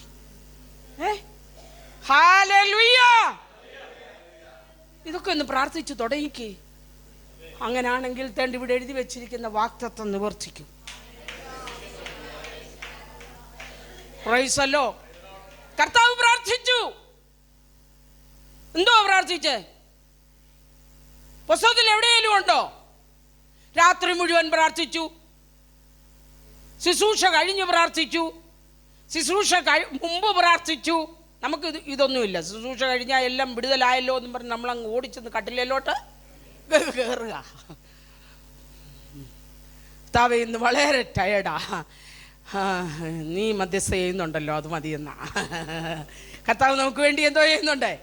മധ്യസ്ഥ ചെയ്യുന്നുണ്ട്. കർത്താവ് എന്തോ പ്രാർത്ഥിച്ചത്? എബ്രായ ലേഖനം 5-ാം അധ്യായത്തിൽ കിടപ്പുണ്ട്. കർത്താവ് പ്രാർത്ഥിച്ച എന്നാണെന്ന്. ക്രിസ്തു തൻ്റെ ഐഹിക ജീവകാലത്ത് തന്നെ മരണത്തിൽ നിന്ന് വിടുവിപ്പാൻ കഴിയുന്നവനോട് എന്തുവാ പ്രാർത്ഥിച്ചത്? അതെങ്ങനെയാ പ്രാർത്ഥിച്ചത്? ഉറച്ച നിലവിളിയോടും കണ്ണുനീരോടും കൂടെ അപേക്ഷയുണ്ട്, അഭയയാചനയുണ്ട്, ഭയഭക്തിയുണ്ട്. എന്നാലും അതിനകത്ത് എന്തുവാ പ്രാർത്ഥിച്ചതെന്ന് എഴുതിയിട്ടുണ്ടോ? എങ്ങനെ പ്രാർത്ഥിച്ചെന്നുണ്ട്? എന്തുവാ പ്രാർത്ഥിച്ചത്? പിതാവായത് തന്നെ അയച്ച ദൈവത്തോട് താൻ പറയുകയാ, നീ എന്നെ അയച്ചത് നിവർത്തിക്കുന്നത് വരെ ഞാൻ മരിക്കരുതേ, ഞാൻ മരിക്കരുതേ. ഇതുവരെ നമ്മളത് പ്രാർത്ഥിച്ചിട്ടുണ്ടോ? ഹല്ലേലൂയ! ഉറച്ച നിലവിളിയോട് പ്രാർത്ഥിച്ചു, എന്നെ ഭൂമിയിൽ അയച്ചത് നിവർത്തിക്കുന്നത് വരെ ഞാൻ മരിക്കരുത്. ജനിച്ചെന്നറിഞ്ഞപ്പോൾ കൊല്ലാൻ ഓങ്ങിയതാ. ഇടയ്ക്കിടയ്ക്ക് മരണദൂതൻ പല രൂപത്തിലും ഭാവത്തിലും യേശുവിൻ്റെ മുമ്പിൽ വെളിപ്പെട്ടിട്ടുണ്ട്. ഗദസമനയിൽ തകർക്കാൻ വെളിപ്പെട്ടിട്ടുണ്ട്. അത് മുന്നിൽ കണ്ടുകൊണ്ട് യേശു പ്രാർത്ഥിച്ചു, നീ എന്നെ അയച്ചത് ശുശ്രൂഷ പൂർത്തീകരിക്കുന്നത് വരെ. ഇന്ന് പകൽ ഓരോ ദൈവപൈതലും തീരുമാനമെടുക്കണം. കർത്താവേ, എന്നിലൂടെ അങ്ങയുടെ ഹിതം പൂർത്തീകരിക്കുന്നത് വരെ മരണം എന്നെ തൊടാൻ ഇടയാകരുത്. യേശുവിന്റെ നാമത്തിൽ, യേശുവിന്റെ നാമത്തിൽ, യേശുവിന്റെ നാമത്തിൽ മരണഭയം മാറിപ്പോകട്ടെ, മരണഭീതി മാറിപ്പോകട്ടെ, രോഗഭയം മാറിപ്പോകട്ടെ, സകല കെടുതികളും അഴിഞ്ഞു മാറട്ടെ, പിശാചിന്റെ കോട്ടകൾ തകരട്ടെ.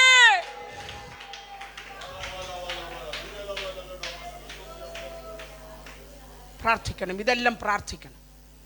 കമ്പിവാചകങ്ങൾ പോലെ ചില കാര്യങ്ങളുടെ ഓർപ്പിച്ച് ഞാൻ ഇരിക്കുക. നമ്മളിവിടെ വായിച്ചു, ഉണർന്നിരിപ്പീൻ, വിശ്വാസത്തിൽ നിലനിൽപ്പീൻ, പുരുഷത്വം കാണുമ്പീൻ, നിങ്ങൾ ശക്തിപ്പെടുവീൻ, നിങ്ങൾ ചെയ്യുന്നതെല്ലാം സ്നേഹത്തിൽ ചെയ്യുക. കൊരിന്തിയ സഭ അപ്പോസ്തലൻ അവരെ പ്രബോധിപ്പിക്കുകയാണ്. ഉണർന്നിരിക്കണം. എന്തിനുകൊണ്ട്? ശക്തിപ്പെടണം. എന്തുകൊണ്ട്? വിശ്വാസത്തിൽ നിലനിൽക്കണം. എന്തുകൊണ്ട്? അവരോട് പറയുക, ഭിന്നതയുണ്ടാക്കുന്നവർ നമ്മുടെ ഇടയിലുണ്ട്, അതുകൊണ്ട് ഉണർന്നിരുന്നോണം. കൊരിന്ത്യ സഭയ്ക്കകത്ത് ഭിന്നതയുണ്ടാക്കുന്നവർ ഉള്ളത് കൊണ്ട് വിശ്വാസിയെ എന്ത് ചെയ്യണം? ഉണർന്നിരിക്കണം, വിശ്വാസത്തിൽ നിലനിൽക്കണം, ശക്തിപ്പെടണം. കാരണം എന്നാ? ഭിന്നത ഉണ്ടാക്കുന്നവരാരാ? ഒരുപാട് വാക്യങ്ങളുണ്ട്. പത്രോസിന്റെ ലേഖനത്തിൽ, ഗലാത്യ ലേഖനത്തിൽ, റോമാലേഖനത്തിൽ ഈ ലേഖനങ്ങളിലെല്ലാം ഭിന്നതയുണ്ടാക്കുന്നവരെ കുറിച്ച് എഴുതിയിട്ടുണ്ട്. ഭിന്നതയുടെ ആത്മാവ് വരുന്നത് കൊണ്ട് ഭിന്നത ഉണ്ടാക്കുന്ന ആരാ?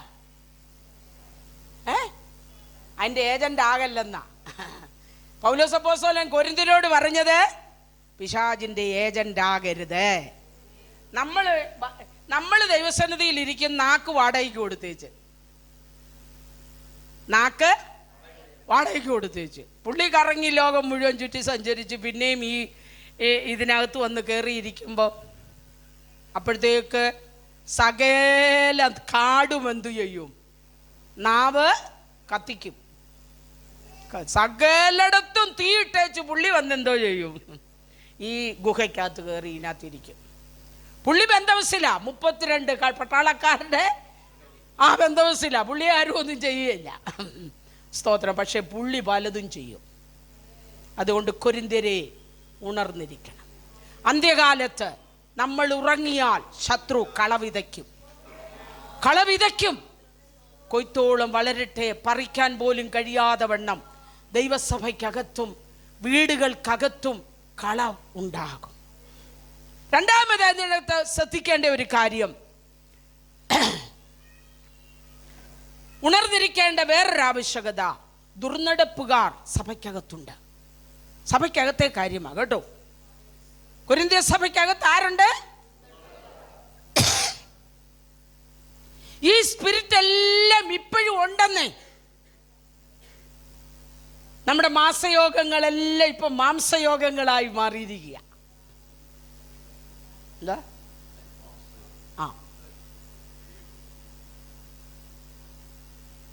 പണ്ടുണ്ടാക്കുന്നിടത്ത് അടിയായിരുന്നു, ഇപ്പൊ വിളമ്പുന്നിടത്ത് അടിയാ. ഞാൻ പറഞ്ഞതാ അന്നേരം അത്ര ഉപ്പിടണ്ടെന്ന്. പണ്ടതായിരുന്നു. ഇപ്പം എന്നെ വിളമ്പാൻ മുൻപന്തിയിൽ നിർത്തിയില്ലെന്ന്. ദുർനടപ്പ് അപ്പോസ്തലൻ കൊരിന്ത്യരോട് പറയുക. ഗെറ്റ് ടുഗദറും ഫീസ്റ്റും ഒക്കെ നല്ലതാ. പുസ്തകത്തിലെ കാര്യമാണ് ഞാൻ പറയുന്നത്. ഗെറ്റ് ടുഗദറും ഫീസ്റ്റും ഒക്കെ നല്ലതാ, പക്ഷെ ന്യായവിധിക്ക് കാരണമാകരുത്. ന്യായവിധിക്ക് കാരണമാകരുത്. അതുകൊണ്ട് ഉണർന്നിരിക്കണം. വളരെ ദുർനടപ്പിന്റെ വ്യാപാരം. നമ്മൾ ഇടപെടുന്നിടത്ത്, പോകുന്നിടത്ത്, വരുന്നിടത്ത് സൂക്ഷ്മത പാലിച്ചില്ലെങ്കിൽ, ദൈവം വെച്ചിരിക്കുന്ന ബൗണ്ടറി പാലിക്കുന്നില്ലെങ്കിൽ അവിടെ പിശാച് വളരെ ശക്തമായി. ഒന്ന് ഓർക്കണം ദൈവമക്കളെ, ഏതനിൽ കയറി വരാൻ അവന് അനുവാദം വേണോ? അത് നമ്മൾ ശ്രദ്ധിച്ചോണം. തേജസ്സിനാൽ നിറയപ്പെട്ട ഹവ്വയുടെ അടുക്കൽ വരാൻ മറ്റൊരു കാരണവും വേണ്ട. വേണോ? ഞാൻ എപ്പോഴും ഭയത്തോടെ ഓർക്കുന്ന അതാ. നമ്മൾ പറയും പാപം ചെയ്യുമ്പോഴാ ആര് വരുന്നേന്നേ? തേജസ്സിനാൽ നിറയപ്പെട്ട ഹവ്വയുടെ അടുക്കൽ ആര് വന്നു? ഹോ, നമ്മൾ എത്ര ശ്രദ്ധിക്കണമെന്നറിയാമോ? പ്രാർത്ഥിക്കണം ദൈവമക്കളേ, കരയണം ദൈവമക്കളേ. പിശാചിന്റെ തന്ത്രങ്ങൾ അന്നഴിക്കണം ദൈവമക്കളെ. അവന്റെ കൂടിയാലോചനകൾ, അവന്റെ ഗൂഢാലോചനകൾ ഇതല്ലേ? എനിക്ക് വിരോധമായി, എൻ്റെ ശരീരത്തിന് വിരോധമായി, എൻ്റെ ശുശ്രൂഷയ്ക്ക് വിരോധമായി, എൻ്റെ വാഗ്ദത്തത്തിന് വിരോധമായി, എൻ്റെ സഭയ്ക്ക് വിരോധമായി, എൻ്റെ കൂട്ടുവിശ്വാസികൾക്ക് വിരോധമായി, ഞങ്ങൾ തമ്മിലുള്ള ബന്ധങ്ങൾക്ക് വിരോധമായി പിശാചിന്റെ ലോകത്ത് കെട്ടിയുണ്ടാക്കുന്ന സകല കൂട്ടുകെട്ടുകളെയും കർത്താവിന്റെ നാമം ചൊല്ലി അഴിക്കുകയോ.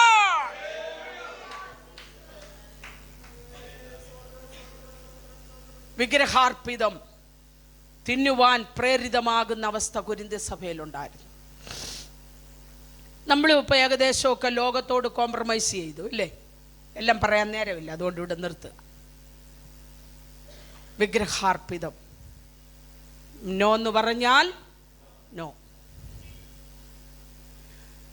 നമ്മുടെ കുഞ്ഞുങ്ങളൊക്കെ ആയി ഈ പുതിയ തലമുറ വന്നപ്പോഴത്തേന് എക്യുമിനിസം കുറേ കൂടി. എക്യുമിനിസം എന്ന് പറഞ്ഞാൽ എന്നാ? ഈ സമയം അങ്ങ് പോകുന്നു. ഓക്കെ. നമ്മൾ ദൈവവചനത്തിൽ കാണുന്നു, മോശയുടെ ശരീരത്തിന് വേണ്ടി പിശാച് എന്തു ചെയ്തു? യൂദയുടെ ലേഖനത്തിലുണ്ട് അല്ലേ? ഇത് കിട്ടാതെ വന്ന സാത്താൻ ഭൂമിയിൽ അവനൊരു സ്മാരകം പണിയാൻ ജനത്തിൻ്റെ ശ്രദ്ധ, കാരണം വിഗ്രഹാരാധനയ്ക്ക് മുന്നേ നിൽക്കുക ഈ ഇസ്രായേൽ മക്കൾ അല്ലേ, അവരെ മോശ എന്ന പുണ്യവാളൻ്റെ അടുക്കലോട്ട് തിരിച്ചുകൊണ്ട് വരാൻ പിശാച് നൂറ്റാണ്ടുകൾ കഴിഞ്ഞിട്ടും യേശുവിൻ്റെ അടുക്ക വന്നു. യേശുവിൻ്റെ അടുക്ക വന്നും പറഞ്ഞു 3 കുരിശുമൂടുണ്ടാക്കാം. പ്രാർത്ഥന കഴിഞ്ഞ ഉറങ്ങിയവൻ്റെ മേത്താ ഇത് കയറിയെന്ന് ഓർത്തോണം. കർത്താവിൻ്റെ കൂടെ ഇരിക്കുന്നതെങ്കിലും ഉണർന്നിരിക്കാത്തവൻ്റെ മേൽ ഇവൻ അങ്ങോട്ട് കയറിയിട്ട് പറഞ്ഞു, ഞങ്ങൾ 3 കുരിശുമൂടുണ്ടാക്കാം. 1 മോശയ്ക്കും, 1 ഏലിയാവിനും, 1 നിനക്കും. കർത്താവ് പറഞ്ഞു, ഇവിടെ കുരിശുമൂട് തട്ടി വീഴാൻ തുടങ്ങുക. അന്നേരമായി 3. എന്നിട്ട് അത്രയും പറഞ്ഞപ്പം മേളിന്നൊരു ശബ്ദം, ഇവർന്നല്ല, കണ്ടോ, ഇവൻ എൻ്റെ പ്രിയപുത്രൻ. സാത്താന്റെ പദ്ധതി പൊളിക്കുകയാണ്. കുടിലുകെട്ടി വിഗ്രഹാരാധനയിലേക്ക് ജനത്തെ ഗതിതിരിച്ചു വിടുന്ന പൈശാചിക ശക്തിക്കെതിരെ നമ്മുടെ ഇടയിലും ഉണ്ട് ഈ മനുഷ്യാരാധന. ഉണ്ടോ? ആ ഉണ്ട്. നോട്ടീസ് നോക്കുന്ന ആരാ ഇന്ന് വരുന്നതെന്നാ, ആര് വരുന്നു? വീണ ദൂതന്മാരല്ലേ ഇവിടെ കിടന്ന് വിലസുക. നിൽക്കുന്ന ദൂതനെ ആർക്കും വേണ്ട. ആ കറക്റ്റാ നമ്മൾ ഈ പറയുന്നു. മനസ്സിലായോ ഞാൻ പറഞ്ഞത്? ദൂതൻ അകത്തിയെന്ന് മറിയോട് പറഞ്ഞു, ഞാൻ നിൽക്കുന്ന ദൂതനാ കേട്ടോ. ഞങ്ങളുടെ കൂട്ടത്തിൽ കുറച്ചു പേര് വീണവരുണ്ട്, ഞാൻ ആ കൂട്ടത്തിലല്ല. ഞാൻ യഹോവയുടെ സന്നിധിയിൽ നിൽക്കുന്ന ദൂതനുണ്ട്. ഓ ഹല്ലേലൂയ! ഓരോ ദൈവപൈതലിനും ഇത് പറയാൻ കഴിയണം. ഞാൻ നിൽക്കുകയാണോ, ഞാൻ വീണോ? സ്തോത്രം. ജനത്തെ മനുഷ്യാരാധനയല്ല നമുക്ക് വേണ്ടിയത്. ആത്മീയ കാര്യങ്ങൾ വില കൊടുത്തു വാങ്ങാൻ പോകുന്നെങ്കിൽ ശീമോന്റെ ആത്മാവാണ്. മനസ്സിലാവുന്നുണ്ടോ? ഒരു ശീമോൻ പത്രോസിനോട് പറഞ്ഞു, ഞാൻ പണം തരാം, നിന്റെ ശുശ്രൂഷ എനിക്ക് താ. പത്രോസ് വെളിപ്പാടുള്ളവനായതുകൊണ്ട് എന്തോ പറഞ്ഞു, നിന്റെ പണം നിന്റെ കൂടെ അവിടെ അങ്ങ് പൊക്കോട്ടെന്ന് പറഞ്ഞു. നീ ഒരു കാര്യം ചെയ്ത്, ഗുണപ്പെട്ടാൽ നിനക്ക് വിടുതല, ഇല്ലെങ്കിൽ നിന്റെ പണവും നീയും അതോടെ പോക്കാന്ന് പറഞ്ഞു. ഇന്നിത് പറയുന്ന ആരുണ്ട്? പണം കൊണ്ടുവന്ന് ശുശ്രൂഷ കൈക്കലാക്കുന്ന സാത്താന്റെ തന്ത്രം. ഹോ ജീസസ്! എന്തിനാണ് ഇവിടെ ഇത് പറയുന്നതെന്ന് എനിക്കറിഞ്ഞുകൂടാ. കടന്നു വരുന്നവരെ വിവേചിക്കണം ദൈവദാസനെ. ചില ജീവിതങ്ങൾ ദൈവസഭയ്ക്കകത്തേക്ക് മറ്റു പലതുമായി കയറി വന്ന് ജനത്തെ ക്രിസ്തുവിനോടുള്ള ഏകാഗ്രതയും നിർമ്മലതയും തെറ്റിച്ച് കളയുവാൻ ദ്രവ്യാഗ്രഹമെന്ന പൈശാചിക മണ്ഡലം വിട്ട് വിശ്വാസം ഉഴലുമാറാക്കി ബഹുദുഃഖങ്ങൾക്ക് കാരണമാക്കുവാൻ പിശാചിന്റെ പദ്ധതി ഉണ്ട്. അതഴിക്കണം.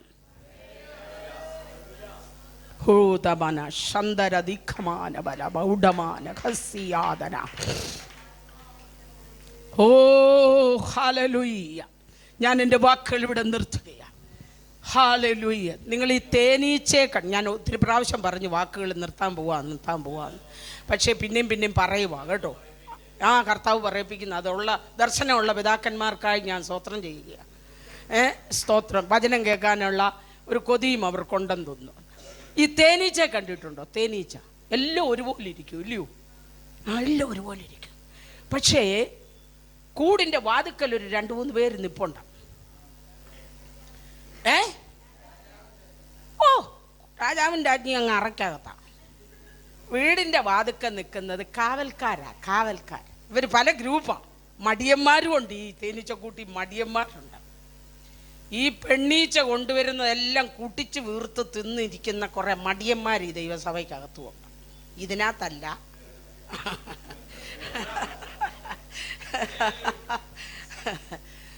സ്തോത്രം. തേനീച്ചക്കൂട്ടിലുണ്ട്. ഈ ഈച്ചകളെല്ലാം എന്ത് ദൂരെയാ പോയി തേൻപൊടി കാലയിലെല്ലാം പറ്റിച്ച് കണ്ടിട്ടുണ്ടോ? അതെങ്ങനെ പോണിന്ന് തലപൊക്കിയല്ലേ ഇത് വല്ലതും കാണാനോ? ഫോണിനകത്ത് കുനിഞ്ഞിരുന്നാൽ തേനീച്ച ഈച്ച പൂമ്പൊടി കൊണ്ടിരുന്ന കാണാൻ പറ്റുമോ? അത് ഇടയ്ക്കിടയ്ക്ക് നോക്കണം. കർത്താവ് അങ്ങനെ നോക്കി, കാക്കയെ നോക്കി, വയലിലെ താമരയെ നോക്കി, ഇല്ലേ? അങ്ങനെയൊക്കെ നോക്കണം. അപ്പൊ ഇതുങ്ങളിങ്ങനെ വന്ന് നേരിട്ട് അകത്തോട്ട് കയറ്റി വിടത്തില്ല, അവിടെ നിൽക്കണം.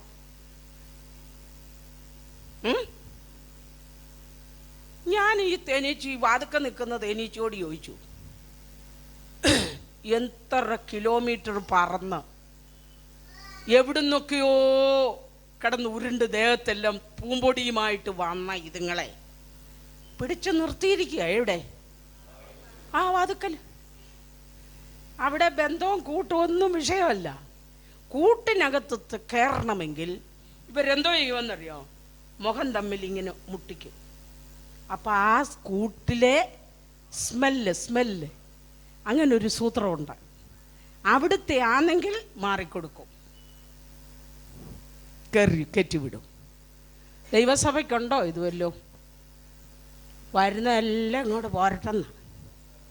ഇപ്പം വിടുതല് കൊട്ടിയാൽ മതി, തുള്ളിയാൽ മതി, ഷോൾഡർ പെയിൻ വരുമെന്നല്ലാതെ.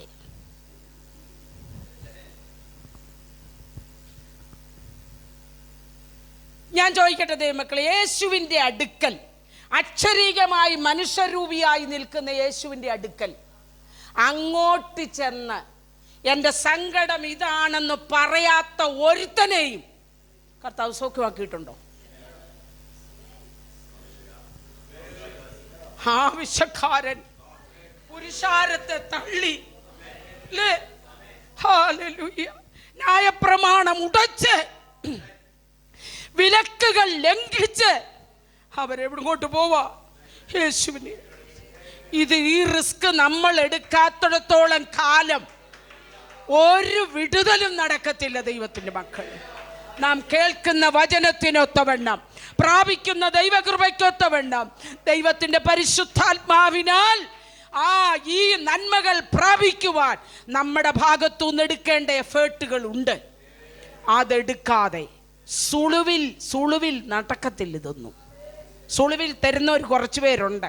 അവരെല്ലാം ഇപ്പൊ വെള്ളം കുടിച്ചോണ്ടിരിക്കുക. മനസ്സിലാവുന്നുണ്ടോ? നമുക്ക് സുളുവിലല്ല. ഞാൻ സാധാരണ പറയും, ക്ഷമിക്കണം എന്നെക്കുറിച്ച്, വില കുറച്ചാ തുണിയെല്ലാം കിട്ടുന്നല്ലോ. കൂട്ടത്തോടെ നമ്മൾ ഓടിച്ചെന്ന് വാങ്ങിക്കും. വീട്ടിൽ കൊണ്ടുവന്ന് കടയിൽ കണ്ടപ്പം പല പുള്ളിയായിരുന്നു, വീട്ടിൽ കൊണ്ടുവന്നപ്പോൾ എല്ലാ പുള്ളിയും കൂടെ ഒരു പുള്ളിയായി. കടയിൽ കണ്ടപ്പോൾ പല പുള്ളിയായിരുന്നു, വീട്ടിൽ കൊണ്ടുവന്ന് വെള്ളത്തിലോട്ട് ഇട്ടപ്പോൾ എല്ലാ പുള്ളിയും കൂടെ ഒരു പുള്ളിയായി എന്ന് ഞാൻ പറഞ്ഞില്ല. ഇതാ സൗജന്യം. അതേസമയം കാശ് കൊടുത്ത് നല്ലത് നോക്കി ബ്രാൻഡായിട്ടുള്ളത് എടുത്താൽ 4 പേരുടെ വെട്ടത്ത് ചോവിനിറങ്ങിച്ചല്ല, ഇല്ലേ എല്ലാ പുള്ളിയും കൂടെ ഒരു പുള്ളിയായിട്ടിരിക്കും. ഉണർന്നിരിപ്പി. കള്ളനുള്ളത് കൊണ്ട്, ദുർനടപ്പുള്ളത് കൊണ്ട്, സഭയ്ക്കകത്ത് രാഷ്ട്രീയമുള്ളത് കൊണ്ട്, ദുരുപദേശമുള്ളത് കൊണ്ട്, കൃപാവരക്കാരുടെ നിഗളമുള്ളത് കൊണ്ട്, ഇവിടെ ദുരുപദേശത്തിന്റെ ശക്തിയുള്ളത് കൊണ്ട് സഭ ഉണർന്നിരിക്കും. ശക്തിപ്പെടണം, പുരുഷത്വം കാണിക്കണം, ആത്മാക്കളെ വിവേചിക്കണം. എവിടൊക്കെയോ എന്തൊക്കെയോ ശത്രുവിൻ്റെ ചില പദ്ധതികളുണ്ട്. വീണുപോകരുത്. കൃപയിൽ നിലനിൽക്കാം ഈ വചനങ്ങളാൽ. ദൈവം നമ്മെ അനുഗ്രഹിക്കട്ടെ. തന്ന സമയത്തിനായി സ്തോത്രം. ദൈവദാസന് നന്ദി.